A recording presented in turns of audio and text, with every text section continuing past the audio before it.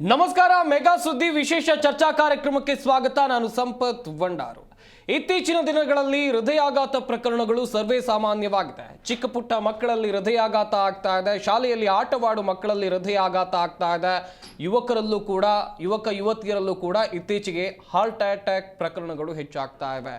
ಇದಕ್ಕೆ ಕಾರಣ ಏನು? ಹಾಗಾದ್ರೆ ಇತ್ತೀಚಿನ ಜನರ ಜೀವನ ಶೈಲಿ ಹೇಗೆ ಬದಲಾಗ್ತಾ ಇದೆ? ಈ ಎಲ್ಲ ವಿಚಾರಗಳ ಕುರಿತು ನಾವು ನಿಮಗೆ ಮಾಹಿತಿಯನ್ನು ಕೊಡ್ತಾ ಹೋಗ್ತೀವಿ. ಇದೇ ನಮ್ಮ ಚರ್ಚಾ ವಿಷಯ. ಹೃದಯಾಘಾತ ಸಣ್ಣವರಲ್ಲೇ ಹೆಚ್ಚು.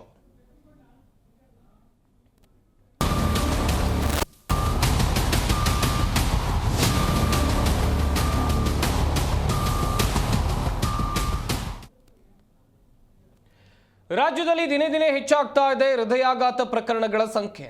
ವಯಸ್ಸಿನ ಅಂತರ ಇಲ್ಲ. ನಾನಾಗ್ಲೇ ಹೇಳ್ತಾ ಇದ್ದೆ, ಚಿಕ್ಕ ಪುಟ್ಟ ಮಕ್ಕಳಲ್ಲೂ ಕೂಡ ಹೃದಯಾಘಾತ ಆಗ್ತಾ ಇದೆ ಅಂತೇಳಿ. ಶಾಲಾ ಮಕ್ಕಳು ಹೃದಯಾಘಾತಕ್ಕೆ ಬಲಿಯಾಗ್ತಾ ಇದ್ದಾರೆ. ಇದು ಏತಕ್ಕೆ? ಕಾರಣ ಏನು? ಗ್ರಾಮೀಣ ಭಾಗದಲ್ಲಿ ಹೈಸ್ಕೂಲ್ ಸ್ಟೂಡೆಂಟ್ಗೆ ಹಾರ್ಟ್ ಅಟ್ಯಾಕ್ ಆಗಿದೆ. ಹಾಸನದಲ್ಲಿ ಕಳೆದ 2 ತಿಂಗಳಲ್ಲಿ 13 ಪ್ರಕರಣ ದಾಖಲಾಗಿರೋದು. ಕೊರೋನಾ ಲಸಿಕೆ ಬಳಿಕ ಹೆಚ್ಚಾಗ್ತಾ ಇದೆ ಅಂತೇಳಿ ಒಂದಷ್ಟು ರಿಪೋರ್ಟ್ಗಳು ಹೇಳ್ತಾ ಇವೆ. ಜಯದೇವ ಹೃದ್ರೋಗ ಸಂಸ್ಥೆ ವೈದ್ಯರು ಕೂಡ ಇದ್ರ ಬಗ್ಗೆ ತನಿಖೆಯನ್ನ ಮಾಡ್ತಾ ಇದ್ದಾರೆ. ಈಗಾಗಲೇ ಹುಬ್ಬಳ್ಳಿಯ ಕಿಮ್ಸ್ ಆಸ್ಪತ್ರೆ ವೈದ್ಯರು ಒಂದು ರಿಪೋರ್ಟ್ ಅನ್ನು ಕೂಡ ರೆಡಿ ಮಾಡಿದ್ದಾರೆ. ಹಿಂದೆಲ್ಲ ನಾವು ನೋಡ್ತಾ ಇದ್ವಿ, ಈ ಹೃದಯಾಘಾತ ಅಥವಾ ಹಾರ್ಟ್ ಅಟ್ಯಾಕ್ ಅಂತ ಬಂದಾಗ 40 ವರ್ಷ ಮೇಲ್ಪಟ್ಟವರಲ್ಲಿ ಇದು ಹೆಚ್ಚಾಗಿ ಕಂಡು ಬರ್ತಾ ಇತ್ತು. ಆದರೆ ಇತ್ತೀಚಿನ ದಿನಗಳಲ್ಲಿ ಚಿಕ್ಕ ಪುಟ್ಟ ಮಕ್ಕಳಲ್ಲಿ ಶುಗರ್ ಕಂಡು ಬರ್ತಾ ಇದೆ, ಹೃದಯಾಘಾತ ಪ್ರಕರಣಗಳು ಕಂಡು ಬರ್ತಾ ಇದೆ ಅಂತ ಹೇಳಿದ್ರೆ ಹಾರ್ಟ್ ಅಟ್ಯಾಕ್ ಆಗ್ತಾ ಇದೆ. ನಾನೊಂದು ಪ್ರಕರಣದ ಉದಾಹರಣೆಯನ್ನು ಕೊಡ್ತೀನಿ. ರೇಣುಕಾ ಸಂಜಯ್ ಅಂತೇಳಿ 15 ವರ್ಷ ವಯಸ್ಸು, ಬೆಳಗಾವಿ ಜಿಲ್ಲೆ ಅಥಣಿ ತಾಲೂಕಿನ ಬೇಡರಹಟ್ಟಿ ಗ್ರಾಮದ ವಿದ್ಯಾರ್ಥಿನಿ. ಈಕೆ ಶಾಲೆಯಲ್ಲಿ ಆಟವಾಡ್ತಾ ಇದ್ದಂಥ ಸಂದರ್ಭದಲ್ಲಿ ಈಕೆಗೆ ಹೃದಯಾಘಾತ ಆಗುತ್ತೆ. ಈಕೆಯನ್ನ ಕೂಡಲೇ ಆಸ್ಪತ್ರೆಗೆ ಕರೆದುಕೊಂಡು ಹೋಗುವಂಥ ಕೆಲಸವನ್ನ ಶಾಲೆಯ ಶಿಕ್ಷಕರು, ಆಕೆಯ ಪೋಷಕರು ಮಾಡ್ತಾರೆ. ಮಾರ್ಗ ಮಧ್ಯದಲ್ಲೇ ವಿದ್ಯಾರ್ಥಿನಿ ಉಸಿರು ಚೆಲ್ಲಿದ್ದಾಳೆ. ಕೇವಲ 15 ವರ್ಷ. ನೀವು ಫೋಟೋದಲ್ಲೂ ಕೂಡ ನೋಡ್ತಾ ಇರಬಹುದು. ಮತ್ತೊಬ್ಬರು ಹಾಸನ ಮೂಲದ ಯುವಕ, ಅವರಲ್ಲೂ ಕೂಡ ಹೃದಯಾಘಾತ ಆಗಿದೆ. ನೋಡೋಕೆ ತುಂಬಾ ಫಿಟ್ ಆಗಿ ಕಾಣೋರು, ಏನೂ ಸಮಸ್ಯೆ ಇಲ್ಲದಂತೆ ಕಾಣೋರು, ಇವರಲ್ಲೂ ಕೂಡ ಹೃದಯಾಘಾತ ಹೇಗಾಗ್ತಾ ಇದೆ? ಹೃದಯಾಘಾತದ ಲಕ್ಷಣಗಳು ಹೇಗಿರುತ್ತೆ? ನಾವು ವಹಿಸಬೇಕಾದಂಥ ಮುನ್ನೆಚ್ಚರಿಕಾ ಕ್ರಮಗಳು ಏನೇನು? ಅಥವಾ ನಾವು ಸೇವಿಸಬೇಕಾದಂಥ ಆಹಾರಗಳು ಏನೇನು? ನಮ್ಮ ಲೈಫ್ ಸ್ಟೈಲ್ ಹೇಗಿರಬೇಕು? ಸಾಕಷ್ಟು ಪ್ರಶ್ನೆಗಳು ವೀಕ್ಷಕರಲ್ಲೂ ಕೂಡ ಇರಬಹುದು. ಈ ಎಲ್ಲ ಗೊಂದಲಗಳನ್ನು ಬಗೆಹರಿಸುವಂಥ ಕೆಲಸವನ್ನ ಈ ವಿಶೇಷ ಕಾರ್ಯಕ್ರಮದಲ್ಲಿ ನಾವು ಮಾಡ್ತಾ ಹೋಗ್ತೀವಿ.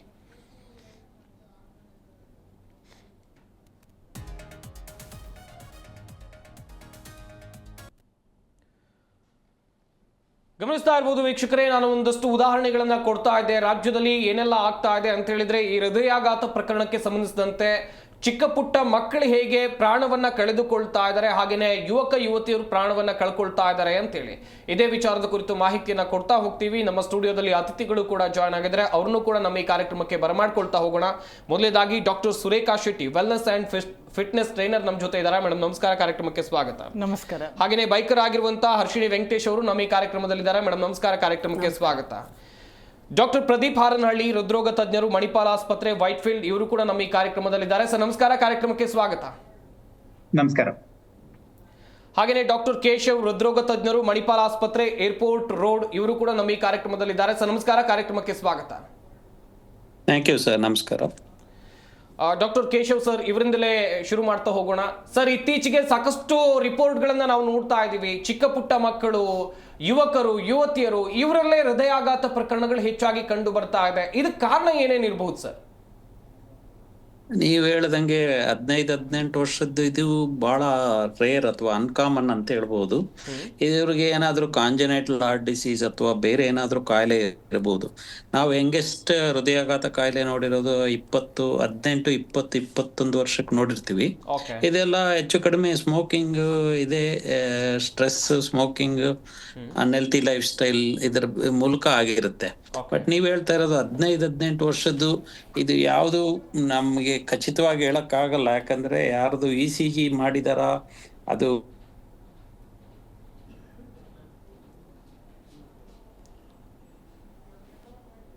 ಸಂಪರ್ಕ ಸಾಧ್ಯ ಆಗ್ತಾ ಇಲ್ಲ ಅಂತ ಕಾಣುತ್ತೆ. ಡಾಕ್ಟರ್ ಪ್ರದೀಪ್ ಹಾರನಹಳ್ಳಿ ಇವರನ್ನ ಮಾತನಾಡಿಸ್ತಾ ಹೋಗೋಣ. ಸರ್, ಈಗಾಗಲೇ ಡಾಕ್ಟರ್ ಕೇಶವ್ ಅವರು ಮಾಹಿತಿಯನ್ನ ಕೊಡ್ತಾ ಇದ್ರು. ಒಂದಷ್ಟು ರಿಪೋರ್ಟ್ಗಳ ಅಗತ್ಯ, ಇದು ಹಾರ್ಟ್ ಅಟ್ಯಾಕ್ ಅಥವಾ ಇಲ್ವಾ ಎನ್ನುವಂಥದ್ದು ಕನ್ಫರ್ಮ್ ಮಾಡ್ಲಿಕ್ಕೆ ಅಂತೇಳಿ. ಸಾಮಾನ್ಯವಾಗಿ ತೆಗೆದುಕೊಳ್ಳೋಣ ಸರ್, ಈ ಹಿಂದೆ ಎಲ್ಲ 40 ವರ್ಷ ಮೇಲ್ಪಟ್ಟವರಲ್ಲಿ ಹಾರ್ಟ್ ಅಟ್ಯಾಕ್ ಆಗೋದನ್ನ ನಾವು ಕಾಣ್ತಾ ಇದ್ವಿ. ಇತ್ತೀಚಿನ ದಿನಗಳು ಅಂತ ಹೇಳಿದ್ರೆ ಚಿಕ್ಕ ಪುಟ್ಟ ಮಕ್ಕಳಲ್ಲೂ ಕೂಡ ಹಿಂಗ ಆಗ್ತಾ ಇದೆ ಅಂತ ಹೇಳಿದ್ರೆ ಇದಕ್ಕೆ ಕಾರಣ ಏನು ಅಂತ ಹೇಳಿ ಸರ್? ತಕ್ಷಣ ಕುಸಿದು ಬೀಳುವುದು ಸಾಮಾನ್ಯವಾಗಿ ಹೃದಯಾಘಾತ ಆಗ್ತದೆ. ಅದಲ್ಲದೆ ಕೂಡ ಇನ್ನೂ ಅನೇಕ ಕಾರಣಗಳಿಂದ ತಕ್ಷಣ ಕುಸಿದು ಬೀಳುವುದು, ಮೃತ್ಯು ಆಗೋದು ಸಂಭವ ಇದೆ. ಈಗಾಗಲೇ ಕೇಶವ್ ಸರ್ ಹೇಳಿದಾಗೆ ಹೃದಯಾಘಾತ ಚಿಕ್ಕ ವಯಸ್ಸಿನಲ್ಲಿ ಖಂಡಿತ ಬೆಳವಣಿಗೆ ಇದೆ. ಇತ್ತೀಚಿನ ದಿನಗಳಲ್ಲಿ ಸಾಮಾನ್ಯವಾಗಿ 20-25 ವರ್ಷದ ನಂತರ 40 ವರ್ಷದ ವಯಸ್ಸಿನಲ್ಲಿ ಸಾಮಾನ್ಯವಾಗಿ ಕಂಡು ಬರ್ತದೆ. 20ರಿಂದ ಕೆಳಗಿನ ವಯಸ್ಸಿನಲ್ಲಿ ತುಂಬಾನೇ ಅಪರೂಪ ಅಂತ ಹೇಳ್ಬೋದು. ಕಾರಣಗಳು ಈಗಾಗಲೇ ಮೆನ್ಷನ್ ಮಾಡಿದಾಗೆ, ಈಗ ಇತ್ತೀಚೆಗಷ್ಟೇ ನಾವು ಕೊರೋನಾ ಇನ್ಫೆಕ್ಷನ್ ಅಥವಾ ಕೊರೋನಾ ವ್ಯಾಕ್ಸಿನ್ ಇದ್ರ ಮೂಲಕ ಹೋಗಿರೋದ್ರಿಂದ ಎಲ್ಲರಲ್ಲೂ ಇದೊಂದು ಸಾಮಾನ್ಯವಾದ ಶಂಕೆ ಇದೆ. ಇದರಿಂದ ಆಗ್ತಾ ಇದೆಯಾ, ವ್ಯಾಕ್ಸಿನ್ ಇಂದ ಆಗ್ತಾ ಇದೆಯಾ, ಕೊರೋನಾ ಇನ್ಫೆಕ್ಷನ್ ಇಂದ ಆಗ್ತಾ ಇದೆಯಾ? ಕೊರೋನಾ ಇನ್ಫೆಕ್ಷನ್ ಇದ್ದ ಸಮಯದಲ್ಲಿ ಹೃದಯಾಘಾತಗಳ ಸಂಖ್ಯೆ ಅಥವಾ ಏನು ಬ್ಲಡ್ ವೆಸಲ್ ನಲ್ಲಿ ಕ್ಲಾಟ್ ಫಾರ್ಮೇಶನ್, ಬ್ರೈನ್ ಇರ್ಬೋದು, ಹೃದಯ ಇರ್ಬೋದು, ಅಥವಾ ಬೇರೆ ಅಂಗಾಂಗಗಳಲ್ಲಿರ್ಬೋದು, ಆಗುವಂಥದ್ದು ಸಾಮಾನ್ಯವಾಗಿ ಕಂಡು ಬಂದಿತ್ತು. ಆದ್ರೆ ಅದು ಕೊರೋನಾ ವೇವ್ ಪೀಕ್ ನಲ್ಲಿ ಇದ್ದಾಗ ಮಾತ್ರ. ಬಟ್ ನಂತರ ಅದರ ಅಷ್ಟು ಎಫೆಕ್ಟ್ ಇಲ್ಲ, ಕಂಡು ಬಂದಿಲ್ಲ. ಈ ಕಡಿಮೆ ವಯಸ್ಸಿನ ಹೃದಯಾಘಾತ ನಮಗೇನು ಹೊಸದಲ್ಲ. ಕೊರೋನಾಗಿಂತ ಮೊದಲು ಕೂಡ ನಾವು ಈ ತರದ ಬೆಳವಣಿಗೆನ ನೋಡ್ತಾ ಇದ್ದೀವಿ. ಈಗ ಒಂದು ಕಡೆ ನೋಡಿದ್ರೆ ನಮ್ಮ ದೇಶದ ಆರೋಗ್ಯ ಸ್ಥಿತಿಯ ರೋಗಗಳ ಒಂದು ಏನು ಟ್ರೆಂಡ್ ಇದೆ, ಅದು ಪಾಶ್ಚಾತ್ಯ ದೇಶಗಳನ್ನ ಫಾಲೋ ಮಾಡುತ್ತೆ. ಈ ಟ್ರೆಂಡ್ ಪಾಶ್ಚಾತ್ಯ ದೇಶಗಳಲ್ಲಿ ಒಂದು 3 ಡಿಕೇಡ್ ಮೊದಲು, ಅಂದ್ರೆ ಒಂದು 30-40 ವರ್ಷದ ಮೊದಲು ಇತ್ತು. ಅಲ್ಲಿ ಪೀಕ್ ಆಗಿ ಅಲ್ಲಿ ಕಡಿಮೆ ಆಗ್ತಾ ಇದೆ. ಆದ್ರೆ ನಾವಿನ್ನು ಅಪ್ವರ್ಡ್ ಕರ್ವ್ ನಲ್ಲಿ ಇದ್ದೇವೆ. ಸೊ ಹಾಗಾಗಿ ಈ ಬೆಳವಣಿಗೆ ಅತಿಯಾಗಿ ಈ ಆರೋಗ್ಯ ಪದ್ಧತಿಗಳು, ಈಗ ನಾವೇನು ಲೈಫ್ ಸ್ಟೈಲ್ ಅಂತ ಹೇಳ್ತೀವಿ, ಹೃದಯಾಘಾತ ಒಂದು ಲೈಫ್ ಸ್ಟೈಲ್ ಡಿಸೀಸ್ ಅಂತ ಹೇಳ್ಬೋದು. ನಿರ್ದಿಷ್ಟ ಕಾರಣ ಪ್ರತಿಯೊಂದು ಕೇಸ್ನಲ್ಲೂ ಯಾರಿಗೂ ಗೊತ್ತಿರಲ್ಲ. ಬಟ್ ಅಧಿಕಾಂಶವಾಗಿ ಲೈಫ್ ಸ್ಟೈಲ್ ರಿಲೇಟೆಡ್ ಅಂತ ಹೇಳ್ಬೋದು. ಫುಡ್ ಹ್ಯಾಬಿಟ್ಸ್ ಇರ್ಬೋದು, ಲ್ಯಾಕ್ ಆಫ್ ಫಿಸಿಕಲ್ ಆಕ್ಟಿವಿಟಿ ಇರ್ಬೋದು, ಸ್ಟ್ರೆಸ್ ಇರ್ಬೋದು, ಅಭ್ಯಾಸಗಳು, ಸ್ಮೋಕಿಂಗ್ ಇರ್ಬೋದು, ಅಥವಾ ಇತ್ತೀಚಿನ ದಿನಗಳಲ್ಲಿ ಅರ್ಬನ್ ಏರಿಯಾಲಿ ಅಂದ್ರೆ ನಗರಗಳಲ್ಲಿ ಕೊಕೇನ್ ಬಳಕೆ ಇರ್ಬೋದು. ಅತಿ ಕಡಿಮೆ ವಯಸ್ಸಿನಲ್ಲಿ ಕೊಕೇನ್ ಬಳಕೆ ಪ್ರಾಬಬ್ಲಿ ತುಂಬಾ ನಾವು ಗಮನ ಹರಿಸ್ಬೇಕಾಗತ್ತೆ. ಅಧಿಕಾಂಶ ಕೇಸಸ್ ಅಲ್ಲಿ ಅದು ಹೊರಗಡೆ ಬರದೇ ಇರ್ಬೋದು, ಬಟ್ ಅದು ಒಂದು ಕೂಡ ಪ್ರಮುಖ ಕಾರಣ ಇರ್ಬೋದು. Yes sir, yes. Doctor Keshav sir ಆಗ್ಲೇ ಮಾಹಿತಿಯನ್ನ ಕೊಡ್ತಾ ಇದ್ರಿ. ಈಗ ಯುವಕರಲ್ಲಿ ಅಥವಾ ಚಿಕ್ಕ ಪುಟ್ಟ ಮಕ್ಕಳಲ್ಲಿ ಹೃದಯಾಘಾತ ಆಗುವಂತ ವಿಚಾರಕ್ಕೆ ಅದನ್ನ ಮುಂದುವರಿಸ್ತಾ ಹೋಗೋದಾದ್ರೆ ಸರ್ ಹೇಳಿ. ಸ್ಮೋಕಿಂಗ್ ಬಹಳ ಯಂಗರ್ ಏಜ್ ಅಲ್ಲಿ ಬರ್ತಾ ಇದೆ. ಮಿಡಲ್ ಸ್ಕೂಲ್ ಹೋಗೋ ಮಕ್ಕಳು ಕೂಡ ಈಗ ಸ್ಮೋಕಿಂಗ್ ದುಷ್ಪರಿಣಾಮಕ್ಕೆಲ್ಲ ಆಲ್ರೆಡಿ ಬಲಿಯಾಗಿದ್ದಾರೆ. So smoking, tobacco, PAN Parag, gutka ಇದು ಬಹಳ ಸೇವನೆ ಸಣ್ಣ ವಯಸ್ಸಿನಲ್ಲೇ ಶುರುವಾಗಿರೋದ್ರಿಂದ ಅದು ಒಂದು ಮೇಜರ್ ತೊಂದರೆ. ಆಮೇಲೆ ನಾವು ಪಾಶ್ಚಾತ್ಯ ದೇಶಗಳ ತರನೇ ಅನ್ಹೆಲ್ತಿ ಲೈಫ್ ಸ್ಟೈಲ್, ಸ್ನ್ಯಾಕಿಂಗ್, ಆಮೇಲೆ ಫುಡ್ ಸೇವನೆ, ಎಣ್ಣೆ, ಜಿಡ್ಡು ಪದಾರ್ಥ, ಕೊಬ್ಬಿನ ಅಂಶ ಉಳ್ಳ ಫಾಸ್ಟ್ ಫುಡ್ ಎಲ್ಲ ಸೇವನೆ ಬಹಳ ಜಾಸ್ತಿ ಆಗಿದೆ. ಆಮೇಲೆ ಡಯಾಬಿಟಿಸ್, ಬ್ಲಡ್ ಪ್ರೆಷರ್ 20 ವರ್ಷದ ಮೇಲ್ಪಟ್ಟು 20-21 ವರ್ಷಕ್ಕೂ ನಾವು ಶುಗರ್, BP ಎಲ್ಲ ನೋಡ್ತಾ ಇದ್ದೀವಿ. ಬಟ್ ಕೊಲೆಸ್ಟ್ರಾಲ್ ಸೇವನೆ ಇದು ಜಾಸ್ತಿ. ಇನ್ನೊಂದು ವಿಷಯ ಏನಂದ್ರೆ, ಇವಾಗ ಅನ್ಕೊಳ್ಳಿ 21 ವರ್ಷದ ಯುವಕ ಅಥವಾ ಯುವತಿ ಚೆಸ್ಟ್ ಪೇನ್ ಅಂತ ಹೇಳಿದ್ರೆ ಎಲ್ರು ನಿಮ್ಗೆ ಇದು ಹೃದಯಾಘಾತ ಇರಲ್ಲ, ಚೆಕಪ್ ಮಾಡೋದು ಬೇಡ ಅಂತ ಹೇಳ್ತಾರೆ. ಆದ್ರಿಂದ ಈ ಹೃದಯಾಘಾತ ಆದ್ರೂ ಕೂಡ ಅವ್ರ ಆಸ್ಪತ್ರೆಗೆ ಬರೋದು ಬಹಳ ಲೇಟ್ ಆಗುತ್ತೆ. ಅಂದ್ರೆ 20-25 ವರ್ಷದವರು ಹೃದಯಾಘಾತದ ಇದಿದ್ದಾಗ ಬಹಳ ಲೇಟ್ ಆಸ್ಪತ್ರೆ ಸೇರೋದ್ರಿಂದ ಇದರಿಂದ ಬರೋದ್ರಿಂದ ಕೂಡ ಹಾರ್ಟ್ ಡ್ಯಾಮೇಜ್ ಜಾಸ್ತಿ, ಹೃದಯಾಘಾತದಿಂದ ಹೃದಯ ಸ್ತಂಭನ ಆಗ್ಬೋದು ಅಥವಾ ಕಾರ್ಡಿಯಾಕ್ ಅರೆಸ್ಟ್ ಅಂತ ಏನ್ ಹೇಳ್ತೀವಿ ಅದಾಗ್ಬೋದು. ಇದರಿಂದ ಎಲ್ಲ ತೊಂದರೆ ಆಗತ್ತೆ. ಆದ್ರಿಂದ ಅದು ಕೂಡ ಒಂದು ವಿಷಯ. ಯಾಕೆ ಇವಾಗ ನೀವ್ ಹೇಳ್ತಾ ಇದೀರ, ಒಂದು ಹೆಣ್ಣು ಮಗು ಎದೆ ನೋವು ಒಂದು ಕೊಲ್ಯಾಪ್ಸ್ ಆದ್ರು, ಯಾಕಂದ್ರೆ ಎದೆ ನೋವು ಅಂದ ತಕ್ಷಣ ಇದು ಹೃದಯಾಘಾತ ಅಲ್ಲ, ನಿಮ್ಗೆ ಏನು ಚೆಕಪ್ ಬೇಡ, ಮಲ್ಕೊಳ್ಳಿ, ರೆಸ್ಟ್ ತಗೊಳ್ಳಿ, ಮನೆಗೆ ಹೋಗಿ ಅಂತಾರೆ ಆಗ್ಲಿ, ಡಾಕ್ಟರ್ ಹತ್ರ ಹೋಗಿ ECG ಮಾಡಿಸಿ ಅಂತ ಯಾರು ಹೇಳಲ್ಲ. ಆದ್ರಿಂದ ಇದು younger people will reach the hospital late. ಆದ್ರಿಂದ ಕೂಡ ಹಾರ್ಟ್ ಡ್ಯಾಮೇಜ್ ಆಗಿ ಇದಕ್ಕೆಲ್ಲ ನಾವು 21 ವರ್ಷದವ್ರಿಗೆ ಒಂದು ಹೆಣ್ಮಗು ಚೆಸ್ಟ್ ಪೇನ್ ಬಂದು ಆಂಜಿಯೋಪ್ಲಾಸ್ಟಿ ಮಾಡಿ ಎಲ್ಲ ಮಾಡಿದ್ದಾರೆ, ಹೆಣ್ಣು ಮಗು ಲೇಟ್. ಬಟ್ ಅವ್ರಿಗೆ ಡೀಟೇಲ್ಡ್ ಎವ್ಯಾಲ್ಯೂಯೇಷನ್ ಮಾಡಿದಾಗ ಇದು ಕೊಲ್ಲಾಜನ್ ವ್ಯಾಸ್ಕ್ಯುಲರ್ ಡಿಸೀಸ್ ಅಂದರೆ ಭಾಳ ರೇರ್ ಕಾಯಿಲೆ, ಅದರಿಂದ ಹೃದಯದ ರಕ್ತನಾಳಗಳು ಬ್ಲಾಕ್ ಆಗಿದೆ. ಸೊ 20-25 ವರ್ಷದಲ್ಲಿ ಹೆಣ್ಣು ಮಕ್ಕಳಲ್ಲಿ ಹೃದಯಾಘಾತ ಬರೋದು ಕಡಿಮೆ. 21 ವರ್ಷಕ್ಕೆ ಗಂಡಸರಿಗೆ ನೋಡಿದೀವಿ ಸ್ಮೋಕಿಂಗ್, ಆಮೇಲೆ ಬ್ಲಡ್ ಪ್ರೆಷರ್ ಜಾಸ್ತಿ ಆಗುತ್ತೆ. ಈಗ ಸಾಫ್ಟ್ವೇರ್ ಪೀಪಲ್ ಅಲ್ಲಿ ಹೈ ಬ್ಲಡ್ ಪ್ರೆಷರ್ ಚಾನ್ಸಸ್ ಜಾಸ್ತಿ ಇದೆ.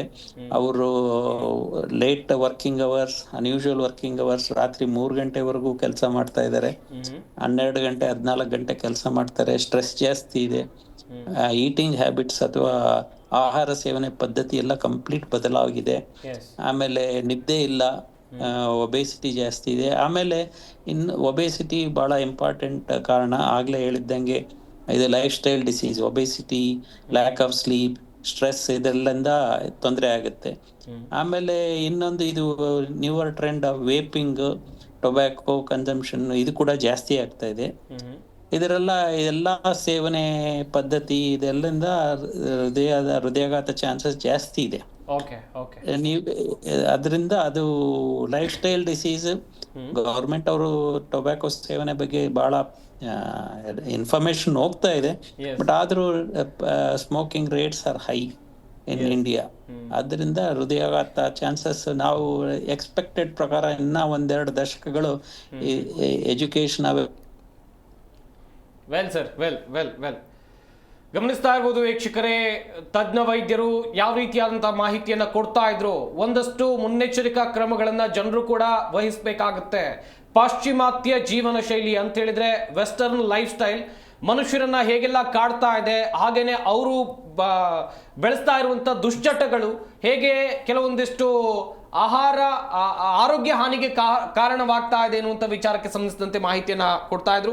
ಹರ್ಷಿಣಿ ವೆಂಕಟೇಶ್ ಅವರನ್ನ ಮಾತನಾಡಿಸ್ತಾ ಹೋಗೋಣ. ಮೇಡಮ್, ಇತ್ತೀಚಿನ ದಿನಗಳಲ್ಲಿ ಸಿಕ್ಕಾಪಟ್ಟೆ ಜನರು ನನ್ನ ಲೈಫ್ ಅಡ್ವೆಂಚರಸ್ ಆಗಿರಬೇಕು ಅಂತ ಅಂದ್ಕೊಳ್ತಾರೆ, ಬಟ್ ಅವರ ಆರೋಗ್ಯದ ಬಗ್ಗೆ ಕಾಳಜಿ ವಹಿಸೋದು ವೆರಿ ಇಂಪಾರ್ಟೆಂಟ್. ಎಲ್ಲೇ ಹೋಗ್ಲಿ, ಯಾವುದೇ ಪ್ರವಾಸಿ ತಾಣಕ್ಕೆ ಹೋಗ್ಲಿ ಅಥವಾ ಬೈಕಲ್ಲಿ ಹೋಗ್ಲಿ, ಹೀಗೆ ಬೇರೆ ಬೇರೆ ರೀತಿಯಲ್ಲಿ ಯೋಚನೆ ಮಾಡ್ತಾ ಹೋಗೋದಾದ್ರೆ ಈ ಲೈಫ್ ಸ್ಟೈಲ್ ಜೊತೆಗೆ ಅವರ ಹೆಲ್ತ್ ಎಷ್ಟು ಇಂಪಾರ್ಟೆಂಟ್ ಅಂತೇಳಿ.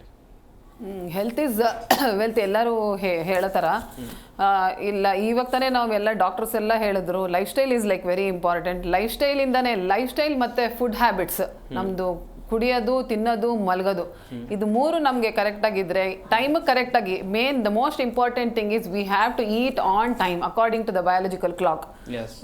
ಮಾರ್ನಿಂಗ್ ಸನ್ಸೆಟ್, ಸನ್ರೈಸ್ ಗಿಂತ ಮುಂಚೆ ಹೇಳ್ಬೇಕು, ಅರೌಂಡ್ 6 o'clock ಹೇಳ್ಬೇಕು. ನಾವು ಬೆಳಗ್ಗೆ ಎದ್ದಿದ ತಕ್ಷಣ ನಾವು 1 or 2 hours of exercise every day. Age doesn't matter at all for every person, including the college students, the younger generation, the mid generation and the older generation. ದಿನಕ್ಕೆ 2 hours of exercise is very important. 2 hours exercise important ಅಂತ ಹೇಳ್ಬಿಟ್ಟು ಇವಾಗ younger generation ಏನ್ ಮಾಡ್ತಾರೆ, ಆಫೀಸಿಂದ ಬಂದ ಮೇಲೆ ಹೋಗ್ತಾರೆ. ಆಫೀಸಿಂದ ಬಂದ ಮೇಲೆ ಒಂದು 10 ಗಂಟೆಗೆ 9 ಗಂಟೆಗೆ ಬಂದು ಮನೇಲಿ ಚೆನ್ನಾಗಿ ಊಟ ಮಾಡಿ ಆಮೇಲೆ ತಿರ್ಗಾ ಮತ್ತೆ ಹೋಗ್ತಾರೆ. That is the most dangerous thing to do, because after eating food you should not do exercise for minimum 2 to 3 hours. So that causes impact on your heart. So ಇದು ಈ ರೀಸೆಂಟ್ ಆಗಿ ನಾನು ಯಾವುದೋ ಒಂದು ಆರ್ಟಿಕಲ್ ಅಲ್ಲಿ ನೋಡಿದ್ದೆ. So it is very dangerous to have your food after food, like after your before your workout. So with proper exercising and mindful eating is very important. Sugar is the main cause for the diabetics, so we have to avoid sugar drastically, because sugar feeds the cancer cells. And also the blood pressure, stress agli yavade agli idneಲ್ಲ moderation ಅಲ್ಲಿ ಇಟ್ಕೊಂಡ್ಬೇಕು ಅಂದ್ರೆ we have to eat moderately. When we go outside we have to avoid lot of junk. yes. ಗಮನಿಸ್ತಾ ಇರಬಹುದು ವೀಕ್ಷಕರೇ, doctor Surekha Shetty ಇವರನ್ನ ಮಾತನಾಡಿಸ್ತಾ ಹೋಗೋಣ. ಇವರಿಂದಲೂ ಕೂಡ ಸಾಕಷ್ಟು ಮಾಹಿತಿಯನ್ನ ಪಡಿಬೇಕಾಗತ್ತೆ. Madam, fitness very important. ಪ್ರತಿಯೊಬ್ಬ ವ್ಯಕ್ತಿಗೂ ಕೂಡ ಫಿಟ್ನೆಸ್ ವೆರಿ ಇಂಪಾರ್ಟೆಂಟ್. ಆತ ದಿನನಿತ್ಯ ಏನೇ ಮಾಡಲಿ, ಏನೇ ಕೆಲಸ ಮಾಡಲಿ, ಏನೇ ಆಹಾರ ಸೇವನೆ ಮಾಡಲಿ, ವ್ಯಾಯಾಮ ಕೂಡ ಮುಖ್ಯವಾಗುತ್ತೆ. ಮನುಷ್ಯನಿಗೆ ಉತ್ತಮ ಆರೋಗ್ಯಕ್ಕಾಗಿ ವ್ಯಾಯಾಮ ಎಷ್ಟು ಮುಖ್ಯ? ಆಸ್ ಶಿ ಸೆಡ್, ವ್ಯಾಯಾಮ ತುಂಬ ಇಂಪಾರ್ಟೆಂಟ್. ಫಿಟ್ನೆಸ್, ಅವರು ಬೈಕ್ ರೈಡಿಂಗ್ ಇದರಲ್ಲೆಲ್ಲ ಇದ್ದಾರೆ, ಸೊ ವ್ಯಾಯಾಮದ ಬಗ್ಗೆ ತುಂಬ ಚೆನ್ನಾಗಿ ಹೇಳ್ತಾ ಇದ್ರು. To keep our self fit ಆಹಾರ ಹೇಗೆ ಇಂಪಾರ್ಟೆಂಟ್ ಇದೆಯೋ ವ್ಯಾಯಾಮ ಹಾಗೂ ನಿದ್ದೆ. Sleep is more important. ಈಗ ನಾವು ವ್ಯಾಯಾಮ ಮಾಡ್ತೀವಿ, but what I feel is when you are sleeping, ನಿದ್ದೆ ಮಾಡ್ತಾ ಇರುವಾಗ ನಮ್ಮ ಬಾಡಿ ಒಂಥರ ಸರ್ವಿಸ್ ಆದಂಗೆ. ನಾವು ವೆಹಿಕಲ್ ಎಲ್ಲ ರೆಗ್ಯುಲರ್ ಸರ್ವಿಸಿಂಗ್ ಕೊಡ್ತೀವಿ, ನಮ್ಮ ಬಾಡಿ ಸರ್ವಿಸಿಂಗ್ ಆಗೋದು ಯಾವಾಗ ನಾವು ನಿದ್ದೆ ಮಾಡ್ತಾ ಇದ್ದಾಗ ಅಲ್ವಾ? ಸೊ ಟೈಮಲ್ಲಿ ನಿದ್ದೆ ಅಂದರೆ ಒಂದು 6 to 8 hours ನಿದ್ದೆ ಎಲ್ಲರಿಗೂ ಅವಶ್ಯಕ ಇದೆ. ಆಮೇಲೆ ಡಾಕ್ಟರ್ಸ್ ಹೇಳ್ತಾ ಇದ್ರು how important stress and lifestyle. Stress ಈಗ ನೀವು ಚಿಕ್ಕ ಮಗುವಿಗೆ ಈಗ ಒಂದು ಸ್ಕೂಲ್ ಸ್ಟಾರ್ಟ್ ಆದಾಗಲೇ ಸ್ಟ್ರೆಸ್ ಸ್ಟಾರ್ಟ್ ಆಗುತ್ತೆ ಅಲ್ವಾ? ಟೀನೇಜ್ ಹೋದಾಗ ಸ್ಟ್ರೆಸ್ ಇನ್ನೂ ಜಾಸ್ತಿ, ಯಾಕಂದರೆ ಎಲ್ಲರಿಗೂ ವಿ ಶುಡ್ ಬಿ ಫಸ್ಟ್, ನಾವೆಲ್ಲದ್ರಲ್ಲೂ ಮುಂದಿರಬೇಕು ಅನ್ನೋ ಸ್ಟ್ರೆಸ್, ಒತ್ತಡ ಜಾಸ್ತಿ ಇರುತ್ತೆ. ಹಾಗಾಗಿ ತುಂಬ they try to go beyond their limits. ತುಂಬ ಹಾರ್ಡ್ ವರ್ಕ್ ಮಾಡ್ಲಿಕ್ಕೆ ಟ್ರೈ ಮಾಡ್ತಾರೆ. Along with that they don't eat right food, ಟೈಮಲ್ಲಿ ತಿನ್ನಲ್ಲ, ಜಂಕ್ ಫುಡ್ ತಿಂತಾರೆ. ಇವಾಗ ನಿಮಗೆ ಗೊತ್ತೆಲ್ಲ ಆನ್ಲೈನ್ ಆರ್ಡರ್ ಮಾಡೋದು, ಫುಡ್ ತಿನ್ನೋದು. ಸೊ ಜಂಕ್ ಫುಡ್ ತಿನ್ನಾಗ the quality of oil, that is again a very important factor heart attack ಆಗೋದಕ್ಕೆ. ಅವರು ಹೇಳಿದರು ಕೊಲೆಸ್ಟ್ರಾಲ್, ದಟ್ಸ್ ಮತ್ತು ಕೊಲೆಸ್ಟ್ರಾಲ್ ಎಲ್ಲಿಂದ ಬರುತ್ತೆ ಅಗೇನ್ ವಿತ್ ದ ಫುಡ್ ಅಲ್ವಾ? ಸೊ ಆಲ್ ದೀಸ್ ಥಿಂಗ್ಸ್ ಇದನ್ನೆಲ್ಲ ಕನ್ಸಿಡರ್ ಮಾಡಿ ಅದನ್ನು ಏನು ಹೇಳೋದು, ಆಯಿಲ್ ಯಾವುದನ್ನು ಯೂಸ್ ಮಾಡಬೇಕು ಅಂತ ಸೆಲೆಕ್ಟ್ ಮಾಡಿಕೊಂಡು ಯೂಸ್ ಮಾಡ್ಕೋಬೇಕಾಗತ್ತೆ. ಟ್ರಾನ್ಸ್ ಫ್ಯಾಟ್ ಇರುವಂಥ ಆಯಿಲನ್ನು ಯೂಸ್ ಮಾಡಬಾರ್ದು, which is the most common factor for heart attacks and other major diseases what we C ಈಗ. ಸೊ ಇದೆಲ್ಲ ವರ್ಕ್ ಮಾಡಬೇಕು. ಪ್ಲಸ್ ಈಗ ನೀವು ಹೇಳ್ತಾ ಇದ್ರಿ ವ್ಯಾಯಾಮದ ಬಗ್ಗೆ. ಸೊ ಎಲ್ಲನೂ ಒಂದು ಏನು ಹೇಳೋದು ಆರ್ಡರ್ಲಿ. ಈಗ ಒಂದು ಇವ್ರು ಹೇಳಿದಂಗೆ ಊಟ ಮಾಡಿದ ನಂತರ ಹೋಗಿ ವರ್ಕೌಟ್ ಮಾಡೋದಲ್ಲ, ಬೆಳಿಗ್ಗೆ ಎದ್ದು ಈಗ if they don't have time to do 1 or 2 hours, at least 30 minutes of basic exercise ಮಾಡಿದರೆ, breathing exercise for the lungs ಇದು. ಈಗ ಕೋವಿಡ್ ಆದ ನಂತರ you see more problems in the lungs ಅಲ್ವಾ? ಬಿಕಾಸ್ ಬ್ರೀದಿಂಗ್ ಡಿಫಿಕಲ್ಟಿ ಜಾಸ್ತಿ ಇದೆ. ಸೊ ಬೆಳಿಗ್ಗೆ ಎದ್ದು ಒಂಚೂರು ಪ್ರಾಣಾಯಾಮ ಮಾಡೋದು, ಬ್ರೀದಿಂಗ್ ಎಕ್ಸಸೈಸ್ ಮಾಡೋದು, it will help a lot for youngsters if they follow that ಅಂತ ಅನಿಸುತ್ತೆ. ಎಸ್, ಫಿಟ್ನೆಸ್ ವ್ಯಾಯಾಮ ವೆರಿ ಮುಖ್ಯ. ತುಂಬ ಜನರ ಲೈಫ್ ಸ್ಟೈಲ್ ಹೇಗಿದೆ ಅನ್ನೋದು ಕೂಡ ಗಮನಿಸಬೇಕಾಗತ್ತೆ. ಡಾಕ್ಟರ್ ಪ್ರದೀಪ್ ಹಾರನಹಳ್ಳಿ ಅವರನ್ನ ಮಾತನಾಡಿಸ್ತಾ ಹೋಗೋಣ. ಸರ್, ಇತ್ತೀಚಿನ ದಿನಗಳಲ್ಲಿ ಮನುಷ್ಯರಲ್ಲಿ ನೆಗ್ಲಿಜೆನ್ಸಿ ಜಾಸ್ತಿ ಆಗ್ತಾ ಇದೆ. ಚಿಕ್ಕದಾಗಿ ಎದೆನೋವು ಬಂದರೂ ಕೂಡ ಅವರು ವೈದ್ಯರ ಬಳಿ ಹೋಗೋದಿಲ್ಲ, ತಾವಾಗಿ ಏನೋ ಒಂದು ಕಲ್ಪನೆ ಮಾಡ್ಕೊಳ್ತಾರೆ, ಇದು ಗ್ಯಾಸ್ಟ್ರಿಕ್ ಇರ್ಬೋದು ಅಂತೇಳಿ ಸಿಕ್ಕಾಪಟ್ಟೆ ಜನ ಅಂದುಕೊಂಡು ಹಾರ್ಟ್ ಅಟ್ಯಾಕ್ ಆಗಿರೋದೇ ಜಾಸ್ತಿ. ಇಂಥ ಕೇಸ್ಗಳ ಬಗ್ಗೆ ಹೇಳ್ತಾ ಹೋಗೋದಾದ್ರೆ ಸರ್?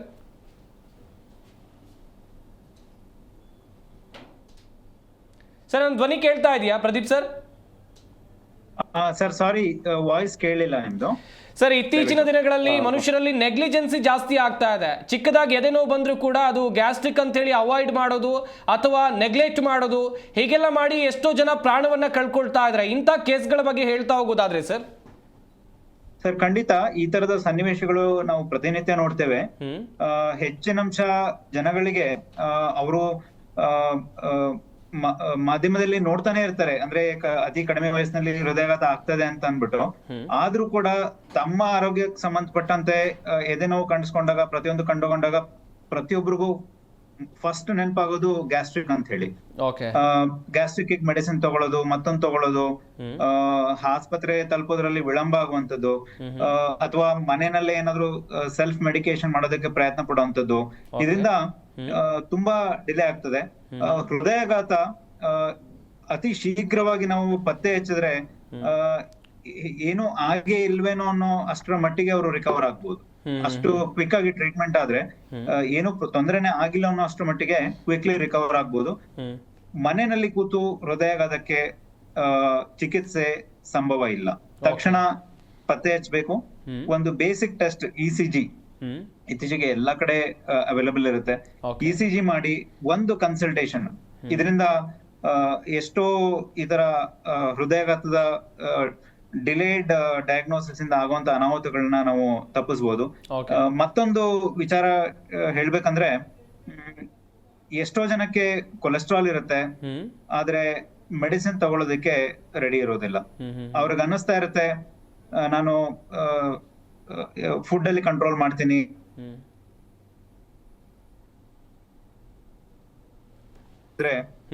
ಫುಡ್ ಇಂದ ಅಥವಾ ಎಕ್ಸರ್ಸೈಸ್ ಮಾಡೋದ್ರಿಂದ ನಿಮ್ಮ ಕೊಲೆಸ್ಟ್ರಾಲ್ ಒಂದು 50% ರೆಡ್ಯೂಸ್ ಆಗ್ಬೋದೇ ಹೊರತು ಅದಕ್ಕಿಂತ ಜಾಸ್ತಿ ರೆಡ್ಯೂಸ್ ಆಗಕ್ಕೆ ಸಾಧ್ಯ ಇಲ್ಲ. ಯಾಕಂದ್ರೆ ಹೆಚ್ಚಿನ ಅಂಶ ಕೊಲೆಸ್ಟ್ರಾಲ್ ಆನುವಂಶಿಕವಾಗಿ ಇರ್ತದೆ. ಅವರು ಎಷ್ಟೋ ವರ್ಷಗಳಿಂದ ನೋಡ್ಕೊಂಡ್ ಬಂದಿರ್ತಾರೆ, 5 ವರ್ಷ 6 ವರ್ಷದಿಂದ.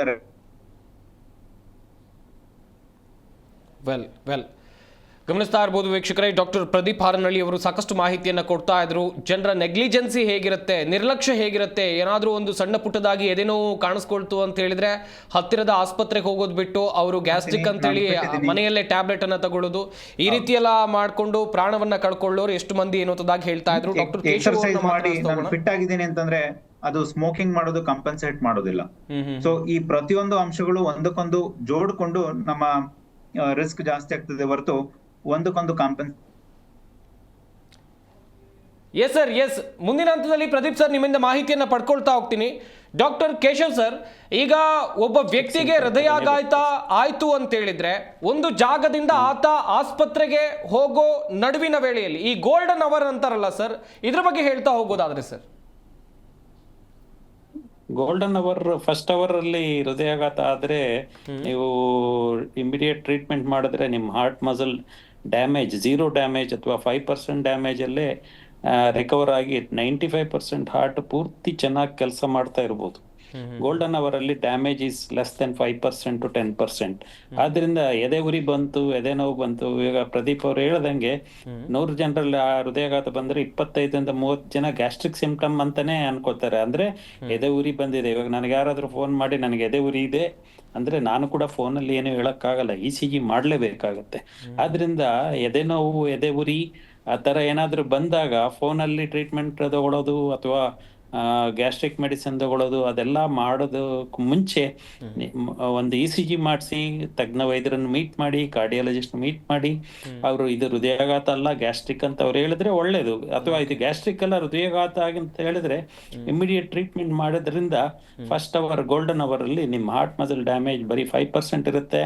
ಅಂದ್ರೆ ಏನಂದ್ರೆ ಹೃದಯಾಘಾತ ಚಿಕಿತ್ಸೆ ಮಾಡಿದ್ರೆ ಏನಾದ್ರು ಥ್ರಾಂಬೋಲೈಸಿಸ್ ಅಥವಾ blood dissolving, clot dissolving medicine ಕೊಟ್ಟರು, ಆಂಜಿಯೋಪ್ಲಾಸ್ಟಿ ಮಾಡಿದ್ರೆ ನೀವು ಹೃದಯ ಡ್ಯಾಮೇಜ್ ಮಿನಿಮಮ್ ಇರುತ್ತೆ.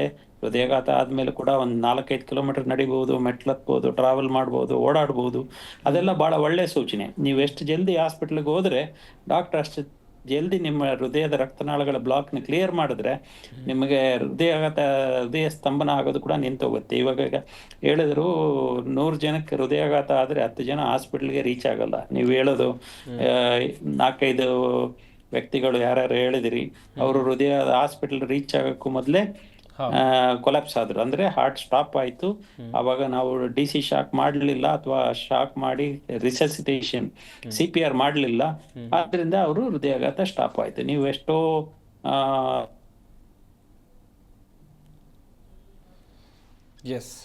ಸ್ಟೋರಿಗಳೆಲ್ಲ ಕೇಳಿದೀರಾ, ಎದೆ ನೋವು ಬಂತು ಹಾಸ್ಪಿಟಲ್ ರೀಚ್ ಆಗೋದು ಮೊದಲೇ ಕೊಲಾಪ್ಸ್ ಆದ್ರು ಅಂತ. ಅಂದ್ರೆ ಹೃದಯಾಘಾತ ಆಯ್ತು 10 ನಿಮಿಷದಲ್ಲಿ 100 ಜನರಲ್ಲಿ 10 ಜನ ಹಾಸ್ಪಿಟಲ್ ರೀಚ್ ಆಗಕ್ಕೆ ಆಗಲ್ಲ. ಎಸ್, ವೆಲ್ ಗಮನಿಸ್ತಾ ಇರ್ಬೋದು ವೀಕ್ಷಕರೇ, ಡಾಕ್ಟರ್ ಕೇಶವ್ ಅವರು ಕೂಡ ಮಾಹಿತಿಯನ್ನು ಕೊಡ್ತಾ ಇದ್ರು. ಒಂದು ವ್ಯಕ್ತಿಗೆ ಹೃದಯಾಘಾತ ಆದಂಥ ಸಂದರ್ಭದಲ್ಲಿ ಆತನನ್ನು ಆಸ್ಪತ್ರೆಗೆ ಕರೆದುಕೊಂಡು ಹೋಗೋದು ಎಷ್ಟು ಮುಖ್ಯ, ಈ ವಿಚಾರವಾಗಿ ಮಾಹಿತಿಯನ್ನು ಕೊಡ್ತಾ ಇದ್ರು. ಹರ್ಷಿಣಿ ವೆಂಕಟೇಶ್ ಅವರೇ, ಇದು ನೀವು ಆಗಲೇ ವ್ಯಾಯಾಮಗಳ ಬಗ್ಗೆ ಹೇಳ್ತಾ ಇದ್ರಿ, ಒಂದಷ್ಟು ವ್ಯಾಯಾಮಗಳ ಕುರಿತಂತೆ ಹೇಳ್ತಾ ಇದ್ರಿ. ಇನ್ನೊಂದು ಕಡೆಯಲ್ಲಿ ನೀವು ಬೈಕರ್ ಆಗಿರುವಂಥ ಕಾರಣಕ್ಕಾಗಿ ನಾನು ಈ ಪ್ರಶ್ನೆಯನ್ನು ಕೇಳ್ತಾ ಇದ್ದೀನಿ. ಸಾಕಷ್ಟು ಕಡೆಗಳಿಗೆ ರೈಡ್ ಅಂತ ಹೋಗ್ತಾರೆ, ಅದು ಮಳೆಗಾಲ, ಚಳಿಗಾಲ, ಬೇಸಿಗೆಗಾಲ, ಈ ಕಾಲಗಳನ್ನು ಬೈಕ್ ರೈಡರ್ಗಳು ಲೆಕ್ಕ ಹಾಕೋದಿಲ್ಲ. ಬಟ್ ಅವರ ಆರೋಗ್ಯ ಕೂಡ ವೆರಿ ಇಂಪಾರ್ಟೆಂಟ್ ಆಗುತ್ತೆ. ಕೇರಿಂಗ್ ಹೆಂಗೆ ತಗೊಳ್ತಾರೆ, ಹೃದಯದ ಆರೋಗ್ಯಕ್ಕೆ ಸಂಬಂಧಿಸಿದಂತೆ ದಿನವಿಡೀ ಬೈಕ್ ಓಡಿಸ್ಕೊಂಡು ಹೋಗ್ತಾರೆ, ಅವರಿಗೂ ಕೂಡ ರೆಸ್ಟ್ ಬೇಕಾಗುತ್ತೆ. ಈ ರೆಸ್ಟು, ವ್ಯಾಯಾಮ, ಇದ್ರ ಬಗ್ಗೆ ಎಲ್ಲ ಹೇಳ್ತಾ ಹೋಗೋದಾದ್ರೆ ಸೊ ಯೂಶಲಿ ಶಾರ್ಟ್ ರೈಡ್ಸ್ ಅಂತಾನೆ ಇರುತ್ತೆ, ಶಾರ್ಟ್ ರೈಡ್ಸ್ ಅಂತಾನೂ ಇರುತ್ತೆ, ಮತ್ತೆ ಆಫ್ ರೋಡಿಂಗ್ ರೈಡ್ಸ್ ಅಂತಾನೂ ಕೂಡ ಇರುತ್ತೆ. ಸೊ ಶಾರ್ಟ್ ರೈಡ್ಸ್ ಹೋದಾಗ ಅವ್ರಿಗೆಲ್ಲ ಏನು ಯಾವ ತರ ಪ್ರಿಪರೇಷನ್ ಬೇಕಾಗಿಲ್ಲ. ಬಟ್ ಆಫ್ ರೋಡಿಂಗ್ ಎಲ್ಲ ಹೋದಾಗ they do lot of preparation before the ride. ಇವಾಗ ಒಂದು 10 ದಿನ they are going towards north India, ಇಲ್ಲ ಅಂದ್ರೆ ಲೇ ಲಡಾಖ್, ಆ ಕಡೆ ಹೈ ಆಕ್ಸಿಜನ್ ಲೆವೆಲ್ ಕಡಿಮೆ ಇಂತ ಜಾಗ ಹೋದಾಗ they make lot of preparations. ಒಂದು 1 month 2 months they have to reduce the weight. ಯಾಕೆ ಅಂದ್ರೆ ಆಕ್ಸಿಜನ್ ಲೆವೆಲ್ ಕಡಿಮೆ ಇರುತ್ತೆ. ಸ್ಪಿಟಿ ಕಡೆ ಎಲ್ಲ ಹೋದಾಗ ಇಟ್ ಈಸ್ ನಾರ್ಮಲ್ ನಾರ್ಮಲ್ ಪರ್ಸನ್ಸ್ಗೆ ಅಲ್ಲಿ ನಡ್ಕೊಂಡು ಹೋಗೋದೇ ತುಂಬ ಕಷ್ಟ. ಆ ಚಳಿಯಲ್ಲಿ ಗೇರ್ಸ್ ಎಲ್ಲ ತುಂಬ ಇದು ಗೇರಿಂಗ್ ಎಲ್ಲ ಮಾಡಿದಾಗ ಅದು ನಮ್ಮ ಕೈಯೇ ಫ್ರೀಸ್ ಆಗೋಗುತ್ತೆ ಅಲ್ಲಿ, ಅಷ್ಟು ಚಳಿ ಇರುತ್ತೆ. So fitness level is very important. ಒಂದು 2-3 ಮಂತ್ಸ್ ಬಿಫೋರ್ ಅವರು ಸ್ಟ್ರೆಂತ್ ಟ್ರೈನಿಂಗು ಮತ್ತು ಬೈಕ್ ಭಾರನೂ ಇರುತ್ತಲ್ವಾ ಹಿಲಿ ರೀಜಿಯನ್ಸ್ ಅಲ್ಲೆಲ್ಲ ಓಡಿಸೋದಕ್ಕೆ. ಸೊ ಅವರು ಡೆಫಿನೆಟ್ ಆಗಿ ಲಾಟ್ ಆಫ್ ಸ್ಟ್ರೆಂತ್ ಟ್ರೈನಿಂಗ್ ಮಾಡಬೇಕು, ಮೆಡಿಟೇಷನ್ ಮಾಡಬೇಕು, ಮೈಂಡ್ಫುಲ್ ಈಟಿಂಗ್ ಮಾಡಬೇಕು. Over the travel, over like ಎಷ್ಟು ದಿನ ಹೋಗ್ತಾ ಇದ್ದಾರೋ ಅಷ್ಟು ದಿನಾನು there food should be in moderation. They should consume the food in moderation. Well doctor Surekha Shetty ಅವರೇ, ಇನ್ನೊಂದು ವಿಚಾರ ಅಂತ ಹೇಳಿದ್ರೆ, ಈ ಹೃದಯದ ಆರೋಗ್ಯ ಮುಖ್ಯವಾಗಿರ್ಬೇಕು, ಹೃದಯದ ಆರೋಗ್ಯ ಚೆನ್ನಾಗಿರ್ಬೇಕು ಅಂತ ಹೇಳಿದ್ರೆ ಯಾವೆಲ್ಲ ವ್ಯಾಯಾಮಗಳು ಮುಖ್ಯ ಆಗುತ್ತೆ? ಓಕೆ, ಮೇನ್ ಆವಾಗಲೇ ಹೇಳಿದಾಗೆ breathing exercise is very important. ಅದನ್ನು ದಿನ ಮಾಡೋದು ಭಾಳ ಅಗತ್ಯ ಆಗಿದೆ ಈಗ. ಮತ್ತು ಸಿಂಪಲ್ ಆಗಿ ಈಗ ಡಾಕ್ಟರ್ಸ್ ಎಲ್ಲ ಹೇಳಿದರು, ಹಾರ್ಟ್ ಅಟ್ಯಾಕ್ ಆದಮೇಲೆ there is no much time ಅಲ್ವಾ, most of the time patient will collapse. So prevention is always better ಅಲ್ವಾ.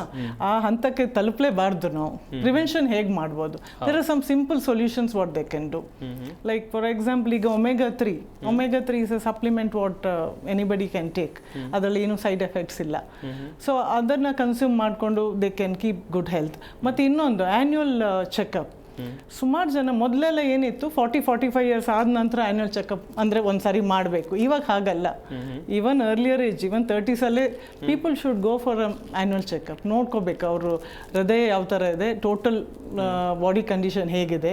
ಕೆಲವೊಂದು ಸಾರಿ ಅವರಿಗೆ ಡಯಾಬಿಟಿಕ್ ಆಗಿದೆ ಗೊತ್ತಿರೋದಿಲ್ಲ. ನಾವೆಲ್ಲ ಸುಮಾರು ಈ ರೋಟ್ರಿನಲ್ಲೆಲ್ಲ ಸುಮಾರು ಕ್ಯಾಂಪ್ಸ್ ಮಾಡ್ತಾ ಇರ್ತೀವಿ. ಕ್ಯಾಂಪ್ಸ್ ಮಾಡಿದಾಗ ವಿ ಸಿ ದ್ಯಾಟ್ ಯಂಗ್ ಏಜಲ್ಲಿ they are diabetic but they are not aware.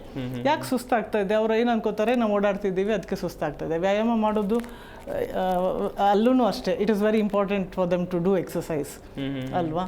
So there are lot of things to maintain good lifestyle and good eating habits. ಎಲ್ಲಾನು ಒಂದು ಪ್ರಾಪರ್ ಆಗಿ if they follow they can prevent this. ಈ ಥರ ಹೃದಯಾಘಾತ ಆಗೋದನ್ನು ತಡಿಬೋದು ಅಂತ ನಾನು ಹೇಳ್ತೀನಿ. ಮತ್ತು ಪೋಸ್ಟ್ ಕೋವಿಡಲ್ಲಿ ಇಫ್ ಯು ಸಿ ತುಂಬ ಜನರಿಗೆ ಆಗ್ತಾ ಇದೆ.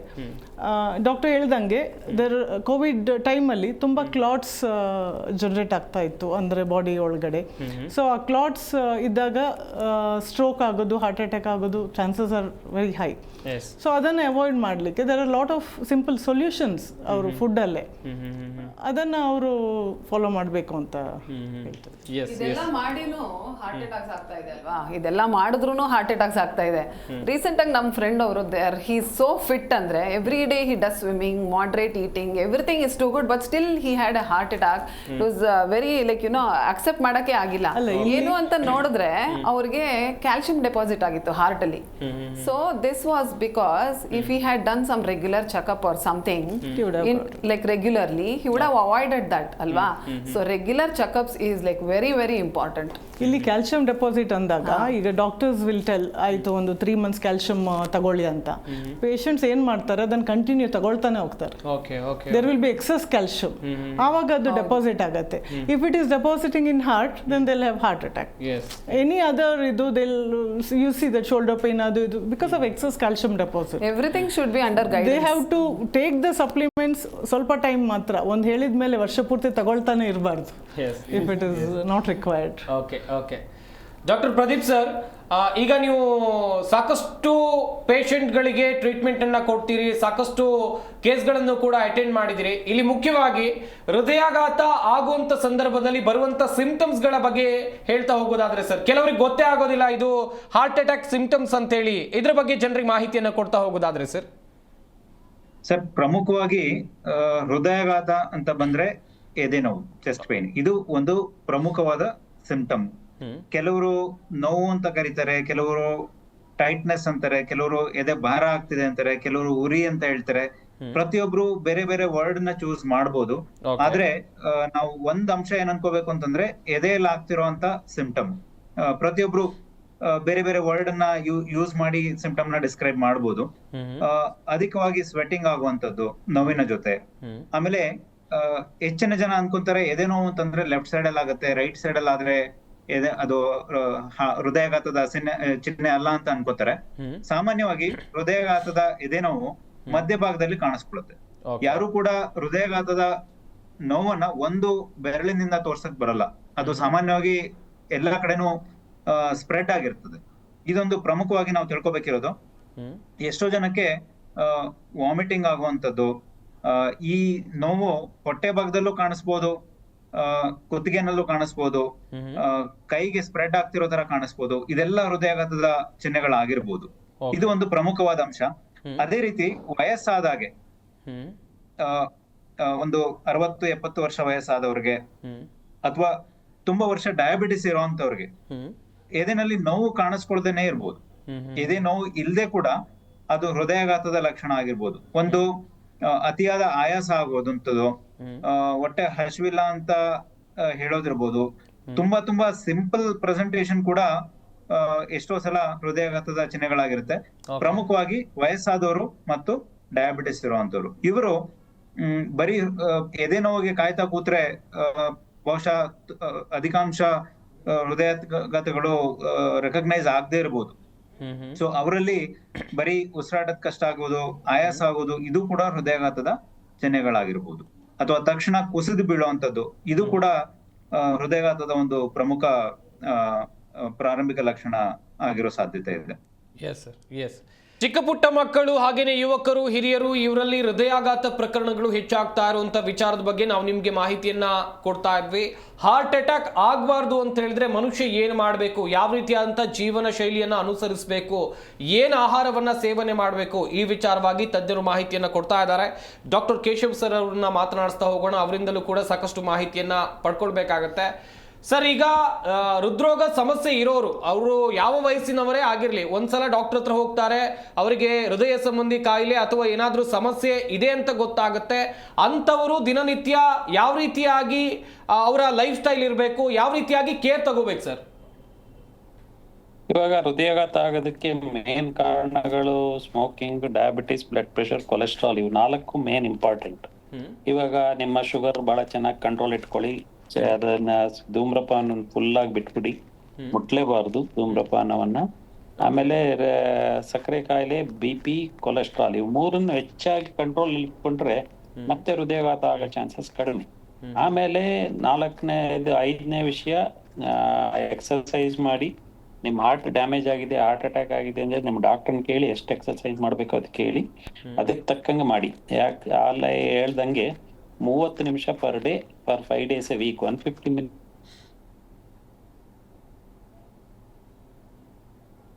Yes. For a diabetic. This is the amount of exercise needed. ಆಮೇಲೆ ವೆಯ್ಟ್ ಕಡಿಮೆ ಮಾಡಿ, ಎಕ್ಸರ್ಸೈಸ್ ಮಾಡಿ, ಹಣ್ಣು ಹಂಪಲ ಸೇವನೆ ಜಾಸ್ತಿ ಮಾಡಿ, ಪೊಲ್ಯೂಷನ್ ಅವಾಯ್ಡ್ ಮಾಡಿ. ಇದರ ತಜ್ಞ ವೈದ್ಯರು ಅಥವಾ ಕಾರ್ಡಿಯಾಲಜಿಸ್ಟ್ ಏನು ಮೆಡಿಸಿನ್ ಕೊಟ್ಟಿದ್ದಾರೆ, ಮತ್ತೆ ಹೃದಯಾಘಾತ ಆಗದಂಗೆ ನೋಡ್ಕೊಳ್ಳೋದಕ್ಕೆ ಮೆಡಿಸಿನ್ ಅವರು ಎಲ್ರು ಕೊಟ್ಟೇ ಇರ್ತಾರೆ. ಅವ್ರನ್ನ ಕೇಳ್ಬಿಟ್ಟು ಅದನ್ನ ಫಾಲೋ ಮಾಡಿ. ಇದನ್ನ ಮಾಡೋದ್ರಿಂದ ನಿಮ್ಗೆ ಮತ್ತೆ ಹೃದಯಾಘಾತ ಆಗೋ ಚಾನ್ಸಸ್ 90 to 95% ಕಡಿಮೆ ಆಗುತ್ತೆ. ಮಾಡದೇ ಇದ್ರೆ ಮತ್ತೆ ಹೃದಯಾಘಾತ ಆಗೋ ಚಾನ್ಸಸ್ ಬಹಳ ಜಾಸ್ತಿ. Yes sir, yes. ಎಕ್ಸರ್ಸೈಸ್ ಬಹಳ ಇಂಪಾರ್ಟೆಂಟ್. ವೆಯ್ಟ್ ರಿಡಕ್ಷನ್, ಎಕ್ಸರ್ಸೈಸ್, ಆಮೇಲೆ ಆಹಾರ ಸೇವನೆ ಪದ್ಧತಿ ಬಗ್ಗೆ ನೀವು ಆಲ್ರೆಡಿ ಹೇಳಿದೀರಾ. ಜಿಡ್ಡಿನಂಶ, ಕೊಬ್ಬಿನಂಶ. ಆಮೇಲೆ ಇನ್ನೊಂದು ವಿಷಯ ಏನಂದ್ರೆ, ನಾನ್ ವೆಜಿಟೇರಿಯನ್ ತಿನ್ನೋರಿಗೆ ಮಾಂಸಾಹಾರಿ ತಿಂದ್ರೇನೆ ಹೃದಯಾಘಾತ ಬರುತ್ತೆ, ಸಸ್ಯಾಹಾರಿಗಳಿಗೆ ಬರಲ್ಲ ಅನ್ನೋದು ತಪ್ಪು. ಸಸ್ಯಾಹಾರಿಗಳಲ್ಲಿ ಕೂಡ ಬೆಣ್ಣೆ, ತುಪ್ಪ, ಎಣ್ಣೆ, ಜಿಡ್ಡು ಪದಾರ್ಥ, ಆಯಿಲ್ ಈ ಬಗ್ಗೆ ಕೂಡ ಆಲ್ರೆಡಿ ಹೇಳಿದ್ದಾರೆ. ಇದೆಲ್ಲ ಸೇವನೆಯಲ್ಲಿ ಕೂಡ ಮಿತವಾಗಿ ಸೇವಿಸಬೇಕಾಗುತ್ತೆ. ನಾನ್ ವೆಜಿಟೇರಿಯನ್ ಹೃದಯಾಘಾತ ಆಗಿದೆ ಅಂದ್ರೆ ನಾನ್ ವೆಜಿಟೇರಿಯನ್ ಕಂಪ್ಲೀಟ್ ಸ್ಟಾಪ್ ಮಾಡ್ಬೇಕಂತ ಏನಿಲ್ಲ, ತಗೋಬಹುದು. ಎಗ್, ಕೋಳಿ ಮೊಟ್ಟೆಯನ್ನು ತಗೋಬಹುದು ವಾರಕ್ಕೊಂದ್ಸತಿ 2 ಸತಿ. ಆಮೇಲೆ ನಿಮ್ಮ ಎಲ್ಲಾ ಟ್ರೀಟ್ಮೆಂಟ್ ಶುಡ್ ಬಿ ಇಂಡಿವಿಜುವಲೈಸ್. ಅಂದ್ರೆ ಅವ್ರಿಗಾಗಿದ್ದು ನನಗಾಗುತ್ತೆ ಅನ್ನೋದು ತಪ್ಪು. ಅವ್ರಿಗೆ ಕೊಲೆಸ್ಟ್ರಾಲ್ ಬಹಳ ಚೆನ್ನಾಗಿದೆ, ಅದರಿಂದ ಆಹಾರ ಸೇವನೆ ಪದ್ಧತಿಯಲ್ಲಿ ಸ್ವಲ್ಪ ಮಿತವಾಗಿ ಅಲೋ ಮಾಡ್ಬೇಕಾಗತ್ತೆ. ಆದ್ರಿಂದ 4 main risk factors: smoking, diabetes, blood pressure, cholesterol. Next is weight, next is exercise, good sleep is ಬಹಳ ಇಂಪಾರ್ಟೆಂಟ್. ಸ್ಲೀಪ್ ಚೆನ್ನಾಗಿ ಮಾಡದೇ ಇದ್ರೆ BP ಬಹಳ ಜಾಸ್ತಿ ಆಗುತ್ತೆ, ಅದರಿಂದ ಎಲ್ಲ ತೊಂದರೆ ಆಗುತ್ತೆ. ಪೊಲ್ಯೂಷನ್ ಅವಾಯ್ಡ್ ಮಾಡೋದು ಕೂಡ ಬಹಳ ಇಂಪಾರ್ಟೆಂಟ್. ಇದೆಲ್ಲ ಜೊತೆಗೆ ಎಕ್ಸರ್ಸೈಸ್ ಬಗ್ಗೆ ಇನ್ನೊಂದು ವಿಷಯ ಏನಂತ ಹೇಳಿದ್ರೆ, ಯೋಗ, ಮೆಡಿಟೇಷನ್, ಪ್ರಾಣಾಯಾಮ ಕೂಡ ಬಹಳ ಒಳ್ಳೇದು. ಯೋಗದಲ್ಲಿ ಕೂಡ ರಿಸಲ್ಟ್ಸ್ ಬಂದಿದೆ, ದಟ್ BP ಚೆನ್ನಾಗಿ ಕಂಟ್ರೋಲ್ ಬರುತ್ತೆ, ಹೃದಯಾಘಾತ ಆಗೋ ಚಾನ್ಸಸ್ ಕಡಿಮೆ ಅಂತ ಇದೆ. ಭಾರತ ಇದರಲ್ಲಿ ಆಲ್ರೆಡಿ ಮುಂದೆ ಸಾಧಿಸಿದೆ. ಯೋಗ ಈಗ ರೀಸೆಂಟ್ ಆಗಿ ಇಂಟರ್ನ್ಯಾಷನಲ್ ಯೋಗ ಡೇ ಎಲ್ಲರೂ ಮಾಡಿದ್ದಾರೆ. ಬಟ್ ಗವರ್ಮೆಂಟ್ ಕೂಡ ಇದೇ ಚೆಕಪ್ಸ್ ಗಳಿಗೆ ಎಲ್ಲ ಗೌರ್ಮೆಂಟ್ ಆಸ್ಪತ್ರೆಯಲ್ಲಿ ಈಗ ಹೆಲ್ತ್ ಚೆಕಪ್ಸ್ ಸ್ವಲ್ಪ ಶುಗರ್, BP, ಕೊಲೆಸ್ಟ್ರಾಲ್ ಅಲೌ ಮಾಡಿದ್ದಾರೆ. ಅದನ್ನ ಸಾಮಾನ್ಯ ಜನರು ಕೂಡ ಉಪಯೋಗಿಸಿ ಎಲ್ರು ವರ್ಷಕ್ಕೊಂದ್ಸತಿ 40 ವರ್ಷ ಆದ್ಮೇಲೆ ಎಲ್ರು ಚೆಕ್ ಮಾಡಿಸ್ಕೋಬೇಕು. ನಿಮ್ಗೆ ಆಮೇಲೆ ಅನುವಂಶೀಯಕವಾಗಿದೆ, ಜೆನೆಟಿಕ್ ಆಗಿದೆ ಹೃದಯಾಘಾತ ಬರೋ ಚಾನ್ಸಸ್ ನಮ್ಮ ಮನೇಲಿ ಯಾರಿಗಾದ್ರೂ ಇದ್ರೆ ಅವರು 30 ವರ್ಷಕ್ಕೆ ಎಲ್ಲ ಶುರು ಮಾಡ್ಬೇಕಾಗುತ್ತೆ. Some sort of physical sports, exercise ಸಣ್ಣ ಮಕ್ಕಳಿಗೆ ಮೊದ್ಲಿಂದ ಅಲೌ ಮಾಡಿದ್ರೆ, ನಾವೀಗ ಫಿಸಿಕಲ್ ಸ್ಪೋರ್ಟ್ಸ್ ಎನ್ಕರೇಜ್ಮೆಂಟ್ ಅಷ್ಟೊಂದು ಕಡಿಮೆ ಇದೆ. ಎಲ್ಲರೂ ಎಕ್ಸರ್ಸೈಸ್ ಬಗ್ಗೆ ಅಷ್ಟೊಂದು ಗಮನ ಇಲ್ಲ. ಎಕ್ಸರ್ಸೈಸ್ ಬಗ್ಗೆ ಜಾಸ್ತಿ ಗಮನ ಕೊಟ್ರೆ ಫಿಸಿಕಲ್ ಎಕ್ಸರ್ಸೈಸ್ ಅಂದ್ರೆ ನಾಟ್ ಟೇಬಲ್ ಟೆನ್ನಿಸ್, ಚೆಸ್ ಆ ತರ ಅಲ್ಲ, ಸ್ಪೋರ್ಟ್ಸ್ ತರ ಮಾಡಿದ್ರೆ ಎಕ್ಸರ್ಸೈಸ್ ಹ್ಯಾಬಿಟ್ ಮೊದ್ಲಿಂದ ಮಕ್ಕಳಲ್ಲಿ ಬೆಳವಣಿಗೆ ಬಂದ್ರೆ ಮುಂದೆ ಅವ್ರು ದೊಡ್ಡವರಾದ್ಮೇಲೆ ಎಕ್ಸರ್ಸೈಸ್ ಫೀಲಿಂಗ್ ಇದ್ರೆ ಹೃದಯಾಘಾತ ಚಾನ್ಸಸ್ ಕಡಿಮೆ ಆಗ್ತಾ ಹೋಗುತ್ತೆ. Yes sir, yes. ಗಮನಿಸ್ತಾ ಇರ್ಬೋದು ವೀಕ್ಷಕರೇ, ತಜ್ಞ ವೈದ್ಯರು ಮಾಹಿತಿಯನ್ನು ಕೊಡ್ತಾ ಇದ್ರು. ಡಾಕ್ಟರ್ ಕೇಶವ್ ಸರ್ ಯಾವೆಲ್ಲ ವ್ಯಾಯಾಮಗಳನ್ನು ಮಾಡಬೇಕು, ಹಾಗೇನೆ ಮನುಷ್ಯನ ಜೀವನ ಶೈಲಿ ಎಷ್ಟು ಇಂಪಾರ್ಟೆಂಟ್ ಎನ್ನುವಂಥ ವಿಚಾರವಾಗಿ ಅವ್ರು ಮಾಹಿತಿಯನ್ನು ಕೊಡ್ತಾ ಇದ್ರು. ಹರ್ಷಿಣಿ ವೆಂಕಟೇಶ್ ಅವರೇ, ಪ್ರತಿಯೊಬ್ಬ ವ್ಯಕ್ತಿಗೂ ಕೂಡ ಜೀವನ ಶೈಲಿ ಅಂತ ಹೇಳಿದ್ರೆ life style very important.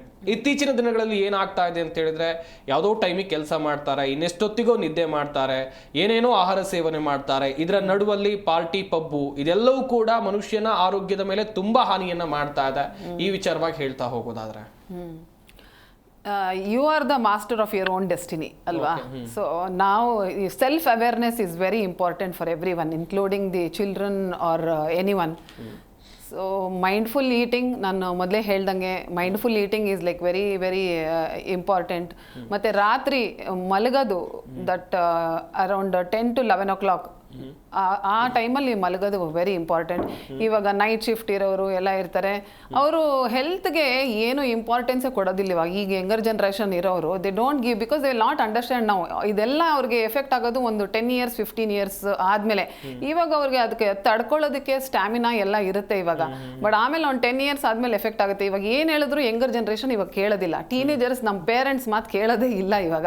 That is the biggest problem. Everyone, all the mothers, all the parents are going through now. Yes. Doctor Surekha Shetty ಅವರೇ, ಈಗ ವ್ಯಾಯಾಮ ಎಲ್ಲರೂ ಮಾಡ್ತಾರೆ, ಆದರೆ ವ್ಯಾಯಾಮಕ್ಕೆ ತಕ್ಕಂತೆ ಆಹಾರವನ್ನು ಸೇವನೆ ಮಾಡಬೇಕು ಅನ್ನೋದು ಎಷ್ಟೋ ಜನಕ್ಕೆ ಗೊತ್ತಿಲ್ಲ. ಕೆಲವೊಂದಿಷ್ಟು ಜನ ಜಿಮ್ಮಿಗೆ ಹೋಗ್ತಾರೆ, ಏನೋ ವರ್ಕೌಟ್ ಮಾಡ್ತಾರೆ, ಏನೋ ಫುಡ್ ತಿಂತಾರೆ. ಈ ವಿಚಾರವಾಗಿ ಹೇಳ್ತಾ ಹೋಗೋದಾದ್ರೆ ಮೇಡಮ್. ಹೌದು, ಅದೇ ಆ್ಯಕ್ಚುಲಿ ಈಗ ನನಗೇನು ಅನಿಸುತ್ತೆ, ನಾವು ಚಿಕ್ಕದಿರುವಾಗ PT class was a must. ಈಗ ಪ್ಲೇ ಗ್ರೌಂಡೇ ಇಲ್ಲ ಮಕ್ಕಳಿಗೆ ಆಟ ಆಡಲಿಕ್ಕೆ. ಈಗ ಫಿಸಿಕಲ್ ಎಕ್ಸಸೈಸ್ ಸರ್ ಹೇಳ್ದಾಗೆ, ಡಾಕ್ಟರ್ ಹೇಳ್ದಾಗೆ physical exercise is very important. ಅವರಿಗೆ ಆಟ ಆಡ್ಲಿಕ್ಕೆ ಜಾಗನೇ ಇಲ್ಲ, ಮನೆಗಳಲ್ಲೂ ಜಾಗ ಇಲ್ಲ. So they don't do that ಅಲ್ವಾ? ಅದರೊಟ್ಟಿಗೆ ಅವ್ರಿಗೆ ಒಂದು ಕ್ಲಾಸ್ ಆನ್ ಫುಡ್ ಹ್ಯಾಬಿಟ್ಸ್ ಮಕ್ಕಳಿಗೆ ಚಿಕ್ಕಂದಿನಿಂದನೇ ಹೇಳ್ಕೊಟ್ರೆ, ಈಗ ಇವ್ರು ಹೇಳಿದ್ರೆ ಟೀನೇಜ್ ಮಕ್ಕಳು ಕೇಳೋದಿಲ್ಲ, ಟೀನೇಜ್ ಅಲ್ಲ ದೊಡ್ಡವರು ಕೇಳೋದಿಲ್ಲ ಅಲ್ವಾ? ಸೊ ಆ ಅವೇರ್ನೆಸ್, ಇದು ತಿಂದರೆ ಏನಾಗುತ್ತೆ, ಇದು ತಿಂದರೆ ಎಷ್ಟು ಒಳ್ಳೇದು, ಇದು ತಿಂದರೆ ಎಷ್ಟು ಕೆಟ್ಟದು ಅಂತ ಆ ಒಂದು ಅವೇರ್ನೆಸ್ ಅನ್ನು ಚಿಕ್ಕಂದಿನಿಂದ ಮಕ್ಕಳಿಗೆ ಹೇಳ್ಕೊಡ್ತಾ ಬಂದರೆ they will be more sensible citizens ಅನ್ಸುತ್ತೆ ಊಟದ ವಿಷಯದಲ್ಲಿ. ಆದರೂ ಅದು ಒಳ್ಳೇದು ಕೆಟ್ಟದು ಅದು ಕೇಳೋದೇ ಅರ್ಥ ಆಗಲ್ಲ. ಇನ್ನೊಂದು ಏನಂದ್ರೆ, ನಾನು ಸುಮಾರು ಜನ ನಮ್ಮ ಪೇಷಂಟ್ ಬರೋರು ಹೇಳ್ತಾರೆ, ನಾವು ಮನೆಯಲ್ಲೇ ಊಟ ಮಾಡ್ತೀವಿ, ಹೊರಗಡೆ ಏನೂ ತಿನ್ನಲ್ಲ, ಆದರೂ ಹೀಗಾಯ್ತು ಯಾಕೆ ಅಂತ. ಈಗ ಮನೇಲಿ ಪೂರಿ ಮಾಡ್ತೀವಿ, ಪೂರಿ ಮಾಡಿ ಎಣ್ಣೆ ಬಿಸಿ ಆಗುತ್ತೆ, ಆ ಎಣ್ಣೆನ ಬಿಸಾಡೋದು ಯಾಕೆ ಅಂತ ತೆಗೆದಿಟ್ಟು ಮತ್ತೆ 2 ದಿನ ಬಿಟ್ಟು ಅದೇ ಎಣ್ಣೆನ ಯೂಸ್ ಮಾಡ್ಕೊಂಡು ಮತ್ತೆ ಮಾಡ್ತಾರೆ ಅಲ್ವಾ? ಆ ಥರ ಮಾಡಿದಾಗ ಆ ಎಣ್ಣೆ it loses its original quality and it becomes a trans fat oil. ಪ್ರತಿ ಸಾರಿ ಅದನ್ನೇ ತಿಂತ they will develop more problems. ಅದಕ್ಕೆ ನಾ ಏನು ಹೇಳ್ತೀನಿ ಅವರಿಗೆ, ಎಣ್ಣೆ ದುಡ್ಡು ಖರ್ಚಾದ್ರೂ ಪರವಾಗಿಲ್ಲ, ಅದನ್ನು ಬಿಸಾಡಿ ಮೆಡಿಸಿನ್ಗೆ ಹಾಕೋದಕ್ಕಿಂತ ಎಣ್ಣೆನ ಬಿಸಾಡಿ ಹೊಸದಾಗಿ ಬೇರೆ ಎಣ್ಣೆನ ಯೂಸ್ ಮಾಡಿ. ಆಮೇಲೆ ಇನ್ನೊಂದು ಜನರು ಏನು ನೋಟ್ ಮಾಡಬೇಕಂದ್ರೆ, if they are buying anything ಅಲ್ವಾ ಹೊರಗಡೆ, they should read the label. ಅದೊಂದು ದೊಡ್ಡ ಕ್ಯಾಂಪೇನೇ ನೋಡಿದೆ ನಾನು, ಲೇಬಲ್ ಪಡೆಗ ಇಂಡಿಯಾ ಅಂತ ಯಾರೋ ಟೀನೇಜರ್ಸ್ ಮಾಡಿದ್ದು. It's very good campaign actually. Label ಓದಿ ಟ್ರಾನ್ಸ್ ಫ್ಯಾಟ್ ಇದೆಯಾ, if it is there don't buy that food, ತಗೊಳ್ಬೇಡಿ, because it is bad. Whatever percentage it is return there, it is bad. Trans fat ಇದ್ರೆ ಆ ಫುಡ್ಡನ್ನು buy ಮಾಡಬೇಡಿ. This is a message I wanted to give to all people. They should not go for that. Basically, refined oils is very bad. Yes, Bad. that's Cold again, pressed oils. Cold pressed oils is very good. I didn't mention that refined oil because Again, there are a lot of controversies there. But that's all trans fat oil. Yeah. Actually, ಏನಾಯ್ತಂದ್ರೆ in early 19th century when they did a research in US or some country, they found out that when they do this ಅಲ್ಲ hydrogenize ಮಾಡಿದಾಗ oil ಅನ್ನ it becomes very nice. ಈಗ ಸಮೋಸ ಮಾಡಿದರೆ ಒಳ್ಳೆ ಹೊಳೆಯುತ್ತೆ ತುಂಬ ಚೆನ್ನಾಗಿ, and food will remain for longer time. Shelf life will increase.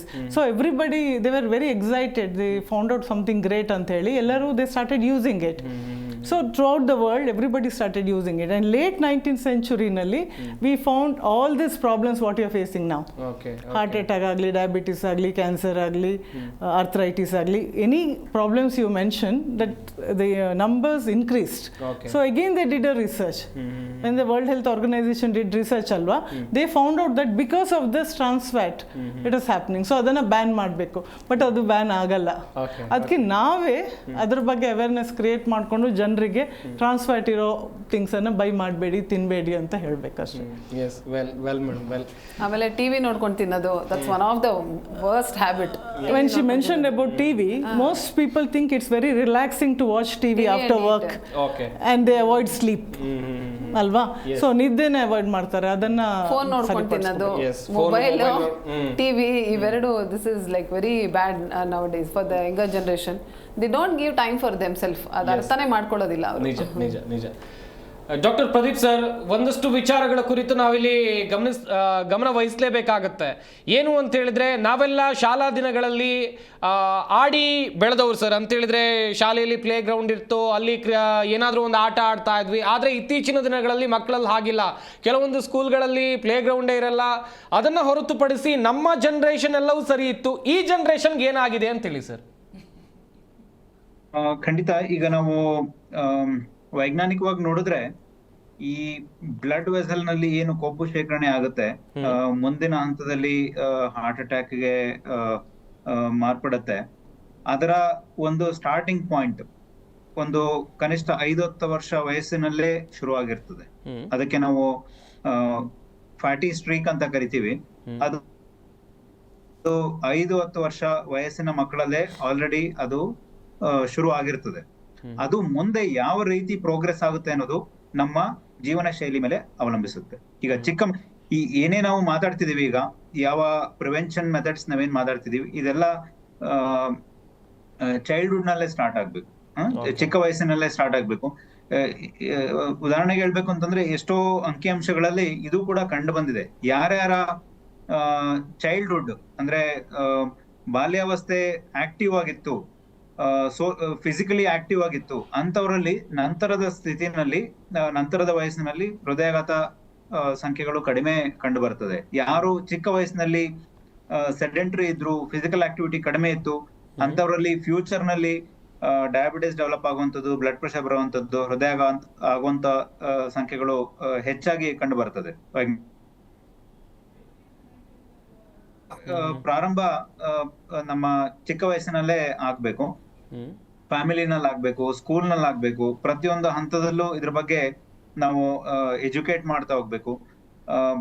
Parents ಇಂದನೂ ಆಗ್ಬೇಕು. ಸೊ ಎಷ್ಟೋ ಚಾಲೆಂಜಸ್ ಇರ್ತದೆ ಇದರಲ್ಲಿ. ನಾವು ವಿದಿನ್ ದ ಫ್ಯಾಮಿಲಿ ಬದಲಾವಣೆ ತರಕ್ ನೋಡಿದ್ರೆ, ಮಕ್ಕಳು ಸ್ಕೂಲಲ್ಲಿ ಹೋದಾಗ ಬೇರೆ ಮಕ್ಕಳ ಸಂಪರ್ಕದಲ್ಲಿ ಬಂದು ಒಂದಷ್ಟು ಪಿಯರ್ ಪ್ರೆಷರ್ಗೆ ಒಳಪಡಬಹುದು. ಇದೆಲ್ಲ ಚಾಲೆಂಜಸ್ ಇದೆ. ಹಾಗಾಗಿ ಒಂದು ಕಮ್ಯುನಿಟಿ ಲೆವೆಲ್ ನಲ್ಲಿ, ಮಾಸ್ ಸ್ಕೇಲ್ ನಲ್ಲಿ ಬದಲಾವಣೆಗಳು ಬರಬೇಕು. ಈ ಎಲ್ಲ ವಿಷಯವಾಗಿ ನೋಡಿದ್ರೆ Japan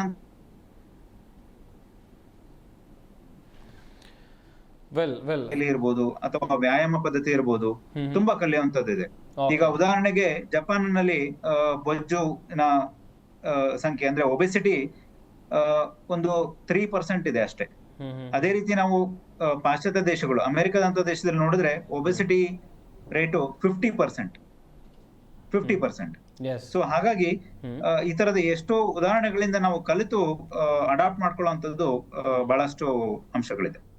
S sir, yes. Doctor Keshav sir, ಎಲ್ಲ ಸಮಸ್ಯೆಗಳಿಗೂ ಒಂದು ಪರಿಹಾರ ಅನ್ನುವಂಥದ್ದು ಖಂಡಿತವಾಗ್ಲೂ ಇದ್ದೇ ಇರುತ್ತೆ. ಮನುಷ್ಯನ ಹೃದಯದ ಆರೋಗ್ಯ ಚೆನ್ನಾಗಿರ್ಬೇಕು, ಆತನಿಗೆ ಹಾರ್ಟ್ ಅಟ್ಯಾಕ್ ಆಗಬಾರ್ದು ಅಂತ ಹೇಳಿದ್ರೆ ಆತ ಏನು ಮಾಡಬೇಕು? ಅದಕ್ಕೆ ಫಸ್ಟ್ ರಿಸ್ಕ್ ಫ್ಯಾಕ್ಟರ್ನ ನಾವು ಇದು ಮಾಡ್ಕೊಳ್ಬೇಕು. ರಿಸ್ಕ್ ಫ್ಯಾಕ್ಟರ್ಸ್ ಅಸೆಸ್ಮೆಂಟ್ ಕೆಲವು ವೈಯಕ್ತಿಕವಾಗಿ ಮಾಡಬೇಕು, ಕೆಲವು ಸೋಷಿಯಲ್ ಆಗಿ ಮಾಡಬೇಕು, ಕೆಲವು ಕಂಟ್ರಿ ತರ ಮಾಡಬೇಕು. ಸ್ಮೋಕಿಂಗ್ ಬಗ್ಗೆ ಎಲ್ಲರಿಗೂ ಮಾಹಿತಿ ತಿಳಿದಿರ್ಬೇಕು. ಪಾನ್ ಪರಾಗ್, ಗುಟ್ಕಾ ಇದ್ರ ಬಗ್ಗೆ ಆಲ್ರೆಡಿ ನೀವು ಅಡ್ವರ್ಟೈಸ್ಮೆಂಟ್ ಗಳನ್ನ ನೋಡ್ತಾ ಇದ್ರೆ ಹೃದಯಾಘಾತ ಆಗೋ ಚಾನ್ಸಸ್ ಜಾಸ್ತಿನೇ ಕಾಣುತ್ತೆ. ಯಾಕಂದ್ರೆ ಸ್ಮೋಕಿಂಗ್ ದುಷ್ಪರಿಣಾಮ ನಾವೆಷ್ಟು ಡಾಕ್ಟರ್ಸ್ಗಳು ಎಷ್ಟು ಹೇಳಿದ್ರು ಕೂಡ, ಕ್ಯಾನ್ಸರ್ ಬಗ್ಗೆ ಹೃದಯಾಘಾತದ ಬಗ್ಗೆ ಹೇಳಿದ್ರು ಕೂಡ ಅದು ಸಂಖ್ಯೆ ಅಡ್ವರ್ಟೈಸ್ಮೆಂಟ್ ಅದೆಲ್ಲ ಜಾಸ್ತಿನೇ ಇದೆ. ಆಮೇಲೆ ಸಕ್ಕರೆ ಕಾಯಿಲೆ, BP ಕಾಯಿಲೆ, ಕೊಲೆಸ್ಟ್ರಾಲ್, ಇದಕ್ಕೆ ನಾವು ನಾನ್ ಕಮ್ಯುನಿಕಬಲ್ ಡಿಸೀಸಸ್ ಅಂತೀವಿ. ಅಂದ್ರೆ ಒಂದು ವ್ಯಕ್ತಿಯಿಂದ ಇನ್ನೊಂದು ವ್ಯಕ್ತಿಗೆ ಬರದೇ ಇರೋಂಥ ಕಾಯಿಲೆಗಳು. ಇದು ಆನುವಂಶಿಕವಾಗಿ ಬಂದಿರಬೇಕು, ಲೈಫ್ ಸ್ಟೈಲ್ ಡಿಸೀಸ್ ಅಲ್ಲಿ ಬಂದಿರಬೇಕು.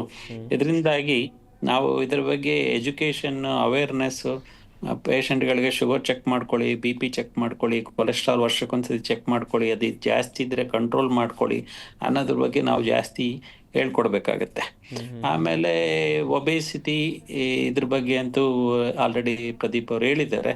ಅದು ಕೂಡ ಎಜುಕೇಶನ್, ಎಕ್ಸರ್ಸೈಸು ಇದ್ರ ಬಗ್ಗೆ ಹೇಳ್ಬೇಕು. ಎಕ್ಸರ್ಸೈಸ್ ಬಗ್ಗೆ ಇಂಡಿವಿಜುವಲ್ ಆಗಿ ನಾವು ಎಲ್ರಿಗೂ ಹೇಳ್ಬೋದು. ಗೌರ್ಮೆಂಟ್ ಕೂಡ ಇದ್ರ ಬಗ್ಗೆ ಪಾರ್ಕ್, ಅದ್ರ ಬಗ್ಗೆ ಎಲ್ಲ ಎಕ್ಸರ್ಸೈಸ್ಗಳಿಗೆ ಇವಾಗ ಬೆಂಗಳೂರು ಅಂತ BBMP ಅವರು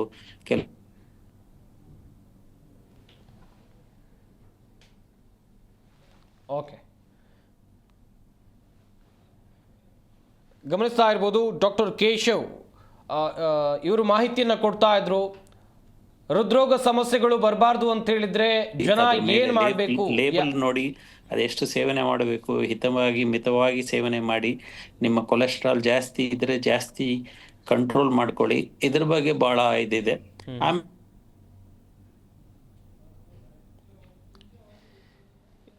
ಎಸ್, ಗಮನಿಸ್ತಾ ಇರ್ಬೋದು ವೀಕ್ಷಕರೇ, ಹೃದ್ರೋಗ ತಜ್ಞರು ಸಾಕಷ್ಟು ಮಾಹಿತಿಗಳನ್ನ ಕೊಡ್ತಾ ಇದ್ರು. ಹರ್ಷಿಣಿ ವೆಂಕಟೇಶ್ ಅವ್ರನ್ನ ಮಾತನಾಡಿಸ್ತಾ ಹೋಗೋಣ. ಹರ್ಷಿಣಿ ಅವರೇ, ನೀವು ಆಗ್ಲೇ ಆಹಾರ ಪದ್ಧತಿಗಳ ಬಗ್ಗೆ ಹೇಳ್ತಾ ಇದ್ರಿ. ತುಂಬಾ ಜನ ಮನೇಲಿ ಮಾಡಿದ್ಬಿಟ್ಟು ಹೊರಗಡೆ ತಿನ್ನೋದೇ ಜಾಸ್ತಿ ಆಗ್ತಾ ಇದೆ. ಮನೇಲಿ ಮಾಡಿ ತಿಂದು ಬೆಳೆದವರೆಲ್ಲ ಆರೋಗ್ಯವಾಗಿದ್ದಾರೆ, ಹೊರಗಡೆ ತಿಂದು ಬೆಳೆದವರ ಲೈಫ್ ಸ್ಟೈಲ್ ಹೆಂಗಿದೆ, ಈ ವಿಚಾರವಾಗಿ ಹೇಳ್ತಾ ಹೋಗೋದಾದ್ರೆ. ಸೊ ನಾವು ಎಲ್ಲಾದರೂ ತಿನ್ನಲಿ, ಯಾವಾಗಲೂ ಆಚೆ ತಿನ್ನಲಿ ಪರವಾಗಿಲ್ಲ, ಮನೇಲಿ ತಿನ್ನಲಿ ಪರವಾಗಿಲ್ಲ, ಮೈಂಡ್ಫುಲ್ ಈಟಿಂಗ್. ನಾವು ದಿನಾಗ್ಲೂ ನಾವು ಏನು ತಿಂತೇವೋ ಕಾರ್ಬ್ಸ್ ಜೊತೆ ಈಕ್ವಲ್ ಆಗಿ, ಪ್ರಪೋರ್ಷನೇಟ್ ಆಗಿ ಪ್ರೋಟೀನು ಮತ್ತು ಫೈಬರು ಈಕ್ವಲ್ ಆಗಿ ತಗೊಬೇಕು ಪ್ರತಿ meal. Because that nutrition is necessary for our body and for our muscles. Yes, ಇಲ್ಲಿ ಒಂದು ಕ್ವೆಶನ್ ಆಡ್ ಮಾಡೋಕೆ ಇಷ್ಟಪಡ್ತೀನಿ. ನೀವು ಬೈಕರ್ ಆಗಿರೋದ್ರಿಂದ ಸಾಕಷ್ಟು ಕಡೆಗಳಿಗೆ ಹೋಗ್ತಾ ಇದ್ದೀರಾ, ಅಲ್ಲಿ ಹೇಗೆ ಫುಡ್ ನ ಮೇಂಟೈನ್ ಮಾಡ್ತೀರಾ ಅಂತ ಹೇಳಿದ್ರೆ ನಿಮ್ಗೆ ಹೋಮ್ ಮೇಡ್ ಫುಡ್ ಸಿಗಲ್ಲ. ಇಲ್ಲ ಬೇಕಂತ ಹೇಳಿದ್ರೆ ಕ್ಯಾರಿ ಮಾಡ್ಕೋಬೇಕು, ಇಲ್ಲ ಅಂತ ಹೇಳಿದ್ರೆ ನೀವು ಐಟಮ್ಸ್ ತಗೊಂಡೋಗಿ ಅಲ್ಲಿ ಕುಕ್ ಮಾಡ್ಕೋಬೇಕು. ಏನ್ ಮಾಡ್ತೀರಾ ಅಂತ ಹೇಳಿ. ಆಚೆ ಹೋದಾಗ ಏನು ಮಾಡೋಕ್ಕಾಗಲ್ಲ. ಅದೇ ಮೈಂಡ್ಫುಲ್ ಈಟಿಂಗ್ ಮಾಡಲೇಬೇಕಾಗತ್ತೆ. ನಾವು ಪ್ರಪೋರ್ಷನೇಟ್ ಆಗಿ ನಾವು ಯಾವ ತಿನ್ಬೇಕೋ ನೋಡ್ಕೊಂಡು, ಇವಾಗ ಆಚೆ ಹೋಗ್ತೀವಿ ಅಂತ ಹೇಳ್ಬಿಟ್ಟು ಎವ್ರಿ ಟೈಮ್ ನಾವು ಸ್ವೀಟ್ ತಿನ್ನೋದಕ್ಕಾಗೋದಿಲ್ಲ. ಅದು ನಮ್ಮ ಸೆಲ್ಫ್ ಕಂಟ್ರೋಲ್ ಇರಬೇಕಾಗಿ, ಮೇನ್ ಆಗಿ ಸೆಲ್ಫ್ ಕಂಟ್ರೋಲ್ ಒಂದಿದ್ರೆ ಊಟ ಒಂದು ಕರೆಕ್ಟಾಗಿ ನಾವು ಟೈಮಿಗೆ ಕರೆಕ್ಟಾಗಿ, ಮೇನ್ ಇಂಪಾರ್ಟೆಂಟ್ ಟೈಮ್ ಕರೆಕ್ಟಾಗಿ ನಾವು ಮಾಡಿದ್ರೆ ಯಾವ ರೋಗನೂ ಬರೋದಿಲ್ಲ. ಇದೆಲ್ಲ ಹಳೆ ಕಾಲದಲ್ಲಿ ನಮ್ಮ ಅಜ್ಜಿ ತಾತ ಅವ್ರಿಗೆಲ್ಲ ಇಷ್ಟೊಂದು ಕಾಯಿಲೆಗಳೇ ಗೊತ್ತಿರಲಿಲ್ಲ. ಈ ಕಾಲದಲ್ಲಿ ಅಲ್ವಾ ಈ ಕಾಯಿಲೆಗಳೆಲ್ಲ ಗೊತ್ತಿರೋದು. ಸೊ ನಮ್ಮ ಇಂಟೇಕ್ ಕರೆಕ್ಟ್ ಆಗಿದ್ರೆ 100% ತಿನ್ಬಾರ್ದು. ನಾವು ಯಾವಾಗಲೂ 70% ತಿನ್ಬೇಕು. 70% ತಿಂದ್ಬಿಟ್ಟು ನಾವು ಊಟ ಆಗಲಿ, ಬೆಳಿಗ್ಗೆ ಟಿಫನ್, ಮಧ್ಯಾಹ್ನ ಊಟ ಮತ್ತೆ ರಾತ್ರಿ ಊಟ ಆದ್ಮೇಲೆ ಒಂದು 10 ಮಿನಿಟ್ಸ್ ವಾಕ್ ಮಾಡಬೇಕು. ಅದೇ ಎಲ್ಲ ಡಾಕ್ಟರ್ಸು ಹೇಳೋದು. ನೀವು ತಿಂದ್ಮೇಲೆ 10 ಮಿನಿಟ್ಸ್ ವಾಕ್ ಮಾಡಿ. 10 to 15 ಮಿನಿಟ್ಸ್ ವಾಕ್ ಮಾಡಿದ್ರೆ ಅದು ನಮ್ಗೆ ಡೈಜೆಷನ್ ಆಗುತ್ತೆ, ಮತ್ತೆ ಅದು ಶುಗರ್ ನಮ್ಮ ಬಾಡಿಗೆ ಇಂಡ್ಯೂಸ್ ಆಗೋದಿಲ್ಲ ಅವಾಗ. So most importantly you have to cut off sugar. Sugar is a poison. It's very easy to tell but very difficult to follow. Yes. Yeah. ಮತ್ತು ಪ್ರೋಟೀನ್ಸು ಅಷ್ಟೇ, ನ್ಯಾಚುರಲ್ ಪ್ರೋಟೀನ್ ತೊಗೊಂಡ್ರೆ ತುಂಬ ಒಳ್ಳೇದು. ಯಾವಾಗಲೂ ನಾವು ನ್ಯಾಚುರಲ್ ಪ್ರೋಟೀನ್, ಕಾಳು, ಮೊಳಕೆ ಕಟ್ಟಿರೋ ಕಾಳು, ಇಲ್ಲಾಂದರೆ ದಾಲ್ಸು, ಸಾರಿಗೆ, ನಮ್ಮ ಸಾಂಬಾರು, ಅದೆಲ್ಲ ಮೊದಲ ಕಾಲದಲ್ಲಿ ಅವರೆಲ್ಲ ಇದೇ ಥರ ತಿಂತಾ ಇದ್ರಲ್ಲ. ಅವ್ರಿಗೆಲ್ಲ ಯಾವುದು ಈ ಪ್ರೋಟೀನ್ ಪೌಡರ್ಸ್ ಆಗಲಿ ಯಾವುದಾದ್ರು ಇದೆಲ್ಲ ಅವ್ರಿಗೆ ಗೊತ್ತಿಲ್ಲ. ಆಮೇಲೆ ಈ ಪ್ರೋಟೀನ್ ಪೌಡರ್ಸ್ ತೊಗೊಂಡ್ರು ಅಷ್ಟೇ, ಇವಾಗ ಜಿಮ್ ಎಲ್ಲ ಮಾಡ್ತಾ ಇರ್ತಾರೆ, ಸಡನ್ನಾಗಿ ಬಿದ್ದೋಗ್ಬಿಡ್ತಾರೆ, ಹಾರ್ಟ್ ಅಟ್ಯಾಕ್ ಆಗಿಬಿಟ್ಟು. ಏನಕ್ಕೆ? Because most important thing is they overdo. They should do under some guidance. That is like most important thing. And along with that they have to maintain the nutrition, the diet chart, everything. ಆಮೇಲೆ ಅವ್ರು ಏನೇನು ತಗೊಂತಾ ಇದ್ದಾರೋ they have to follow, they have to watch which brand they are taking, is it getting digested, ಅದೆಲ್ಲ nutrition ಎಲ್ಲ ನೋಡಿಕೊಂಡು ತಿನ್ನಬೇಕು. Because there all has artificial flavours 100%. It is not natural. So it is always better to take or natural. ಇವಾಗ non veg ಆಗಲಿ veg ಆಗಲಿ, it's always better to go with the natural foods. Yes. Doctor Surekha Shetty ಅವರೇ, ನಾನು fit ಆಗಿರಬೇಕು, ನಾನು ಆರೋಗ್ಯವಾಗಿರಬೇಕು ಅಂತ ಹೇಳಿದ್ರೆ ಏನು ತಿನ್ನಬೇಕು, ಏನು ಮಾಡಬೇಕು? As she said, healthy food ಅಂದರೆ ಒಂದೇ ಥರದ ಫುಡ್ 365 ಡೇಸ್ ತಗೊಳ್ಳೋದಲ್ಲ. You should have all colours in your plate ಅಂತ. ಈಗ ಆವಾಗ ನಿಮಗೆ ಕಂಪ್ಲೀಟ್ ಮೀಲ್ ಅದು. ಒಂದೇ ಥರದ್ದು ಫುಡ್ ಕಂಟಿನ್ಯೂಸ್ ತಗೊಂಡ್ರೆ ನೀವು ಒಂದು particular type of vitamins and minerals ಸಿಗ್ಬೋದು, ಎಲ್ಲ ಬಾಡಿಗೆ ಬೇಕಾಗಿರುವಂಥದ್ದು ಸಿಗೋದಿಲ್ಲ. So you should have everything. ಸ್ವಲ್ಪ ಗ್ರೀನ್ಸ್ ಆಗಲಿ, ಬೀಟ್ರೂಟ್, ರೆಡ್, ಆ ಥರ ಫ್ರೂಟ್ಸ್, ಕ್ಯಾರೆಟ್, ಕುಕುಂಬರ್ ಎಲ್ಲನೂ ಒಂದು ಕಾಂಬಿನೇಷನಲ್ಲಿ ತಿನ್ನಬೇಕು. ನಮ್ಮಲ್ಲಿ ಏನಾಗ್ತಾ ಇದೆ, ಬೆಳಿಗ್ಗೆ ನಾವು ಇಡ್ಲಿ ತಿಂತೀವಿ, ಮಧ್ಯಾಹ್ನ ರೈಸ್ ತಿಂತೀವಿ, ಸಾಯಂಕಾಲ ಮತ್ತೆ ದೋಸೆ ತಿಂತೀವಿ, ರಾತ್ರಿ ಮತ್ತೆ ರೈಸ್ ತಿಂತೀವಿ. There will be only carbs. Rice ಕೆಟ್ಟದು ಅಂತ ಹೇಳಲ್ಲ, to small extent rice is required because our body is use to it. ಆದರೆ ಪ್ರತಿಯೊಂದು ಕಾರ್ಬ್ಸ್ ಅಲ್ಲೇ ಇದ್ದರೆ ಬೇರೆ ವಿಟಮಿನ್ಸ್, ಮಿನರಲ್ಸ್, ಪ್ರೋಟೀನ್ ಸಿಗೋದಿಲ್ಲ. So they have to have a balanced diet, whether they're eating at home or outside, as she said. ಇನ್ನೊಂದು ಶುಗರ್ಗೆ a lot of alternate things. ಈಗ stevia ಅನ್ನೋ ಒಂದು ಗಿಡ ಇದೆ, ತುಂಬ ಸ್ವೀಟ್ ಅದು. Stevia is available in the market. Instead of sugar, go for stevia. I would suggest that. In small quantities ಅದು ತುಂಬ ಸ್ವೀಟ್ ಇರುತ್ತೆ. ಆ ಗಿಡನ ನೀವು ಮನೆಯಲ್ಲಿ ನಡ್ಕೋಬಹುದು, ಗ್ರೀನ್ ಟೀಗೆ ಅದನ್ನೇ ಹಾಕೋಬಹುದು. It's very sweet. ಆ ಎಲೆನ ತಿಂದರೆ ಸ್ವೀಟ್ ಕ್ರೇವಿಂಗ್ ಇದ್ದವ್ರಿಗೆ ತಿನ್ನೋದೇ ಇರೋಕ್ಕಾಗೋದಿಲ್ಲ. ಅದರಲ್ಲೇ ಕೇಸರಿ ಬಾತ್ ಮಾಡ್ಕೊಳ್ಳಿ, ಅದರಲ್ಲೇ ಜಿಲೇಬಿ ಮಾಡ್ಕೊಳ್ಳಿ, ಸ್ಟೀವಿಯಾ ಯೂಸ್ ಮಾಡಿ. ಡೇಟ್ಸ್ ಅದೆಲ್ಲ ಯೂಸ್ ಮಾಡಿ ಮಾಡ್ಬೋದು. ಸೊ ಅದು even that's good. But everything should be in proportion. Over eating ಇರಬಾರ್ದು. ಆ್ಯಂಡ್ ಇನ್ನೊಂದು I would like to suggest, intermediate fasting is a very good thing I feel. ಒಂದು early dinner ಮಾಡಿ ಮಲಗೋ ಮೊದಲು ಅಟ್ಲೀಸ್ಟ್ 2 to 3 hours ಗ್ಯಾಪ್ ಕೊಟ್ಟು ಮಲಗಿದ್ರೆ ಬೆಳಿಗ್ಗೆ ಸ್ವಲ್ಪ late breakfast ಒಂದು ಆ ಥರ ಒಂದು ಇದು ಮಾಡಿದರೆ it will give time for our digestion. ಸ್ವಲ್ಪ ರೆಸ್ಟ್ ಸಿಗುತ್ತೆ ನಮ್ಮ ಡೈಜೆಷನ್ ಸಿಸ್ಟಮ್ಗೆ. ಸೊ ಬೇರೆ ಆರ್ಗನ್ಸ್ ವಿಲ್ ಬಿ ಸರ್ವಿಸ್ಡ್ ಅಂತ ಹೇಳ್ತೀನಿ ನಾನು. ಡಾಕ್ಟರ್ ಪ್ರದೀಪ್ ಸರ್, ಕೊನೆಯದಾಗಿ ಇತ್ತೀಚಿನ ದಿನಗಳಲ್ಲಿ ನೋಡ್ತಾ ಹೋಗೋದಾದ್ರೆ ಕೆಲವೊಂದಿಷ್ಟು ಮಂದಿ ಜಿಮ್ಮಿಗೆ ಹೋಗೋರಲ್ಲೂ ಕೂಡ ಈ ಫಿಟ್ನೆಸ್ ಅಂತ ಹೇಳ್ಕೊಂಡು ಏನೋ ಸಪ್ಲಿಮೆಂಟರಿಗಳನ್ನ ತಗೊಂಡು ಅವರಲ್ಲೂ ಹೃದಯಾಘಾತ, ಹಾರ್ಟ್ ಅಟ್ಯಾಕ್ ಆಗಿರೋದನ್ನ ನೋಡಿದ್ವಿ. ಇದ್ರ ಬಗ್ಗೆ ಚುಟುಕಾಗಿ ಹೇಳ್ತಾ ಹೋಗೋದಾದ್ರೆ ಸರ್? ನಾನು ಸಿಂಪಲ್ ವರ್ಡ್ಸ್ ಅಲ್ಲಿ ಹೇಳೋದಾದ್ರೆ, ಕನ್ಸಿಸ್ಟೆನ್ಸಿ ಇಲ್ಲ. ಒಂದು ವಾರ ಮಾಡೋದು, ಮತ್ತೆ 1 ತಿಂಗಳು ಅಥವಾ 2 ತಿಂಗಳು ಟ್ರಾವೆಲ್ ಅಥವಾ ಮತ್ತೊಂದು ವಿಷಯಕ್ಕೆ ಬ್ರೇಕು, ಅಥವಾ ವೀಕೆಂಡ್ಸ್ ಅಲ್ಲಿ ಮಾತ್ರ ಮಾಡುವಂತದ್ದು. ಈ ಕನ್ಸಿಸ್ಟೆನ್ಸಿ ಇಲ್ಲದೆ ಇರೋದ್ರಿಂದ ಬಾಡಿ ತುಂಬಾ ವೇರ್ ಅಂಡ್ ಟೇರ್ ಗೆ ಸಬ್ಜೆಕ್ಟ್ ಆಗ್ತದೆ. ಸೊ ಕನ್ಸಿಸ್ಟೆನ್ಸಿ ತುಂಬಾ ಇಂಪಾರ್ಟೆಂಟ್. ಜೊತೆನಲ್ಲಿ ಈಗ ಯಾರಾದ್ರೂ ಈ ಕೆಲವ್ರು ಇರ್ತಾರೆ, ಅವರು ಥ್ರೂಔಟ್ ಲೈಫ್ ತುಂಬಾ ಆಕ್ಟಿವ್ ಇರ್ತಾರೆ, ಅವರು ಜಿಮ್ ಕಂಟಿನ್ಯೂ ಮಾಡ್ಕೊಂಡು ಹೋಗ್ತಾರೆ. ಬಟ್ ಎಷ್ಟೋ ಜನ ಇದುವರೆಗೂ ಆಕ್ಟಿವ್ ಇಲ್ಲದೆ ಈಗ ಶುರು ಮಾಡ್ತಾ ಇರುವಂತಹ ಸನ್ನಿವೇಶಗಳಿರುತ್ತೆ. ಅಂತವ್ರು ಖಂಡಿತ ಮೊದಲು ಒಂದು ಹೆಲ್ತ್ ಚೆಕ್ಅಪ್ ಅಂತ ಮಾಡ್ಕೊಳ್ಳೋದು ತುಂಬಾ ಇಂಪಾರ್ಟೆಂಟ್ ಆಗ್ತದೆ. ಅವರಿಗೆ ಆಲ್ರೆಡಿ ಕೆಲವು ರಿಸ್ಕ್ ಫ್ಯಾಕ್ಟರ್ಸ್ ಇರಬಹುದು, ಅವರಿಗೆ ಆಲ್ರೆಡಿ ಹಾರ್ಟ್ ಅಲ್ಲಿ ತೊಂದರೆಗಳು ಇರಬಹುದು, ಅದು ಅವ್ರಿಗೆ ಗೊತ್ತಿಲ್ಲದೆ ಇರ್ಬೋದು ಇದುವರೆಗೂ ಕೂಡ. ಅಂತವ್ರು ಜಿಮ್ ಅಲ್ಲಿ ಹೋದಾಗ ಒಂದು ಹೈಯರ್ ಫಿಸಿಕಲ್ ಸ್ಟ್ರೆಸ್ ಒಳಗಾದಾಗ ನಾವು ಈ ತರದ ಸನ್ನಿವೇಶಗಳನ್ನ ಕೇಳ್ಬಿಡ್ತೇವೆ. ಜಿಮ್ ಅಲ್ಲಿ ಕೊಲ್ಯಾಪ್ಸ್ ಆಗಿದ್ದು, ಜಿಮ್ ಅಲ್ಲಿ ಹೃದಯಾಘಾತ ಆಗಿದ್ದು, ಈ ತರ ಸನ್ನಿವೇಶಗಳನ್ನ ಕೇಳ್ಪಡ್ತೀವಿ. ಇದರಲ್ಲಿ ವೆಲ್ ಸರ್ ಆಲ್ರೆಡಿ ಇದ್ದು ಅವರಿಗೆ ಗೊತ್ತಿಲ್ಲದೆ ಇರಬಹುದು. ಹಾಗಾಗಿ ಚೆಕ್ಅಪ್ ಮಾಡಿಕೊಂಡು ಮುಂದುವರಿಯುವಂತದ್ದು ತುಂಬಾ ಅವಶ್ಯಕ. ಓಕೆ ಡಾಕ್ಟರ್ ಕೇಶವ್ ಸರ್, ಕೊನೆಯದಾಗಿ ನಮ್ಮ ವೀಕ್ಷಕರಿಗೆ ಏನ್ ಹೇಳೋಕೆ ಇಷ್ಟಪಡ್ತೀರಾ ಸರ್? ಹೃದಯದ ಆರೋಗ್ಯ ತುಂಬಾ ಚೆನ್ನಾಗಿರ್ಬೇಕು ಅಂತ ಹೇಳಿದ್ರೆ. ಹೃದಯದ ಆರೋಗ್ಯಕ್ಕೆ ನೀವು ಕೇಳ್ದಂಗೆ ಸ್ಮೋಕಿಂಗ್ ಬಿಟ್ಬಿಡಿ, ಶುಗರ್, BP, ಕೊಲೆಸ್ಟ್ರಾಲ್ ಬಗ್ಗೆ ಜಾಸ್ತಿ ಗಮನ ಕೊಡಿ. ಆಮೇಲೆ ಒಬೇಸಿಟಿ, ಎಕ್ಸರ್ಸೈಸ್ ಬಗ್ಗೆ ಬಹಳ ಗಮನ ಕೊಡಿ. ನೀವು ಆಹಾರ ಸೇವನೆ ಪದ್ಧತಿ ಇದ್ರ ಬಗ್ಗೆ ಬಹಳ ಗಮನ ಕೊಡಿ ಅಂತೇಳಿ. ಮಾಂಸಾಹಾರಿ ನಿಲ್ಸದಂತಲ್ಲ, ಸಸ್ಯಾಹಾರಿಗಳಲ್ಲಿ ಕೂಡ ಹೃದಯಾಘಾತ ಬರುತ್ತೆ. ಹಂಗಂತೆ ಆಲ್ರೆಡಿ ಮೇಡಮ್ ಅವ್ರು ಹೇಳಿದರೆ ಬೆಣ್ಣೆ, ತುಪ್ಪ, ಎಣ್ಣೆ, ಜಿಡ್ಡು ಪದಾರ್ಥವನ್ನು ಮಿತವಾಗಿ ಸೇವಿಸ್ಕೊಳ್ಳಿ. 40 ವರ್ಷ ಮೇಲ್ಪಟ್ಟವರು ಒಂದು ಹೆಲ್ತ್ ಚೆಕಪ್ ಮಾಡಿಕೊಂಡೇ ಎಕ್ಸರ್ಸೈಸ್ ಮಾಡಿ ಅಂತ ಪ್ರದೀಪ್ ಅವರು ಹೇಳಿದ್ದಾರೆ. ಬಹಳ ಒಳ್ಳೆಯ ಸಂದೇಶ ಅದು. ನಿಮಗೇನಾದರೂ ಸ್ವಲ್ಪ ಎದೆ ಉರಿ ಬಂತು, ಸ್ವಲ್ಪ ಇದು ಬಂತಂದ್ರೆ ಯಾವಾಗಲೂ ಅದನ್ನ ಇಗ್ನೋರ್ ಮಾಡಬೇಡಿ. ಅದರಿಂದ ಇಮಿಡಿಯೇಟ್ ಆಗಿ ಹೋಗಿ ಚೆಕ್ ಮಾಡಿಸ್ಕೊಳ್ಳಿ. ಅದ್ರ ಹೃದಯಾಘಾತದ ಸೂಚನೆ ಅಲ್ಲ ಅಂದ್ರೆ ಬಹಳ ಒಳ್ಳೇದು. ಹೃದಯಾಘಾತ ಸೂಚನೆ ಅಂದ್ರೆ ಜಲ್ದಿ ಟ್ರೀಟ್ಮೆಂಟ್ ಮಾಡಿಸ್ಕೊಳ್ಳಿ, ಹಾರ್ಟ್ ಡ್ಯಾಮೇಜ್ ಆಗದಂಗೆ ನೋಡ್ಕೊಳ್ಳಿ. ಟೈಮ್ ಇಸ್ ಮಸಲ್, ಪ್ರತಿ ನಿಮಿಷ ಹಾರ್ಟ್ ಮಸಲ್ ಡ್ಯಾಮೇಜ್ ಆಗ್ತಾ ಇರುತ್ತೆ. ಹಾರ್ಟ್ ಅಟ್ಯಾಕ್ ಶುರು ಆದಾಗ ಇಗ್ನೋರ್ ಮಾಡಬೇಡಿ. ಎಷ್ಟು ಜಲ್ದಿ ನೀವು ಕಾರ್ಡಿಯಾಲಜಿಸ್ಟ್ ನ ಮೀಟ್ ಮಾಡ್ತೀರಾ, ಅಷ್ಟು ಜಲ್ದಿ ಟ್ರೀಟ್ಮೆಂಟ್ ತಗೊಳ್ತೀರಾ, ಅದು ಬಹಳ ಇಂಪಾರ್ಟೆಂಟ್. ಹೃದಯಾಘಾತ ಆದ್ಮೇಲೆ ಕೂಡ ನಿಮ್ಮ ಜೀವನ ಶೈಲಿಯನ್ನು ಬದಲಾಯಿಸದೇ ಇದ್ರೆ ಮತ್ತೆ ಹೃದಯಾಘಾತ ಆಗೋ ಚಾನ್ಸಸ್ ಇರುತ್ತೆ. ಆದ್ರಿಂದ ಹೃದಯಾಘಾತ ಆಗಿದೆ, ಸ್ಟೆಂಟ್ ಹಾಕೊಂಡಿದ್ದೀರಾ, ಸರ್ಜರಿ ಮಾಡಿಸ್ಕೊಂಡಿದ್ದೀರಾ ಹಾರ್ಟ್ಗೆ ಅಂದ್ರೆ ನಿಮ್ಮ ಜೀವನ ಶೈಲಿ ಬದಲಾಯಿಸದೇ ಇದ್ರೆ ಮತ್ತೆ ಹೃದಯಾಘಾತ ಆಗೋ ಚಾನ್ಸಸ್ ಬಹಳ ಜಾಸ್ತಿ. 100 ಜನರಲ್ಲಿ ಹೃದಯಾಘಾತ ಆದ್ರೆ 10 ಜನರು ಹಾಸ್ಪಿಟ್ಲ್ಗೆ ರೀಚೇ ಆಗೋದಿಲ್ಲ. ಅದಕ್ಕೆ ಮೊದಲೇ ಕೊಲ್ಯಾಪ್ಸ್ ಆಗ್ತಾರೆ. ಅದರಿಂದ ಎಷ್ಟು ಜಲ್ದಿ ನೀವು ಹಾಸ್ಪಿಟ್ಲ್ಗೆ ರೀಚ್ ಆಗ್ತಿರೋ ನಿಮಗೂ, ನಿಮ್ಮ ಆರೋಗ್ಯಕ್ಕೂ, ನಿಮ್ಮ ಹಾರ್ಟ್ಗೂ, ನಿಮ್ಮ ಫ್ಯಾಮಿಲಿಗೂ ಬಹಳ ಒಳ್ಳೇದಾಗತ್ತೆ. Yes, well sir, well. ಗಮನಿಸ್ತಾ ಇರ್ಬೋದು ವೀಕ್ಷಕರೇ, ತಜ್ಞ ವೈದ್ಯರು ಸಾಕಷ್ಟು ಮಾಹಿತಿಯನ್ನು ಕೊಟ್ಟರು. ನಮ್ಮ ಈ ಚರ್ಚಾ ಕಾರ್ಯಕ್ರಮದಲ್ಲಿ ಭಾಗಿಯಾದಂಥ ಡಾಕ್ಟರ್ ಕೇಶವ, ಹೃದ್ರೋಗ ತಜ್ಞರು, ಮಣಿಪಾಲ ಆಸ್ಪತ್ರೆ, ಏರ್ಪೋರ್ಟ್ ರೋಡ್, ಹಾಗೆಯೇ ಡಾಕ್ಟರ್ ಪ್ರದೀಪ್ ಹಾರನಹಳ್ಳಿ, ಹೃದ್ರೋಗ ತಜ್ಞರು, ಮಣಿಪಾಲ ಆಸ್ಪತ್ರೆ, ವೈಟ್ ಫೀಲ್ಡ್. ಇನ್ನುಳಿದಂತೆ biker and fitness trainer Harshini Venkatesh ಅವರು, wellness and fitness trainer doctor Surekha Shetty ಅವರು, ಎಲ್ಲರಿಗೂ ಕೂಡ ಧನ್ಯವಾದಗಳು ಚರ್ಚೆಯಲ್ಲಿ ಭಾಗಿಯಾಗಿ ಸಾಕಷ್ಟು ಮಾಹಿತಿಯನ್ನು ಕೊಟ್ಟಿದ್ದಕ್ಕಾಗಿ. ವೀಕ್ಷಕರೇ, ಮುಖ್ಯವಾಗಿ ಯುವ ಜನತೆಯನ್ನು ಕಾಡ್ತಾ ಇರುವಂಥ ಈ ಹೃದಯಾಘಾತದಿಂದ ನಾವು ಮುಕ್ತಿಯನ್ನು ಪಡಿಬೇಕು ಅಂತ ಹೇಳಿದ್ರೆ ದಿನನಿತ್ಯ ಉತ್ತಮ ಆಹಾರಗಳನ್ನು ಸೇವನೆ ಮಾಡಬೇಕು, ವ್ಯಾಯಾಮಗಳನ್ನು ಮಾಡಬೇಕು. ಹಾಗೆಯೇ ನಮ್ಮ ಈ ಕಾರ್ಯಕ್ರಮದಲ್ಲಿ ತಜ್ಞ ವೈದ್ಯರು ಕೊಟ್ಟಂತಹ ಅಥವಾ ತಜ್ಞರು ಹೇಳಿದಂಥ ಒಂದಿಷ್ಟು ಕ್ರಮಗಳನ್ನು ನೀವು ಪಾಲನೆ ಮಾಡಿದ್ದೇ ಆದಲ್ಲಿ ಹೃದ್ರೋಗ ಅಥವಾ ಹೃದಯಾಘಾತದಿಂದ ನೀವು ದೂರ ಇರಬಹುದು ಅಂತ ಹೇಳ್ತಾ ಈ ವಿಶೇಷ ಚರ್ಚಾ ಕಾರ್ಯಕ್ರಮವನ್ನು ಮುಗಿಸ್ತಾ ಇದ್ದೀವಿ. ನೋಡ್ತಾ ಇರಿ ಜೀ ಕನ್ನಡ ನ್ಯೂಸ್, ಸತ್ಯವೇ ಸುದ್ದಿಯ ಜೀವಾಳ.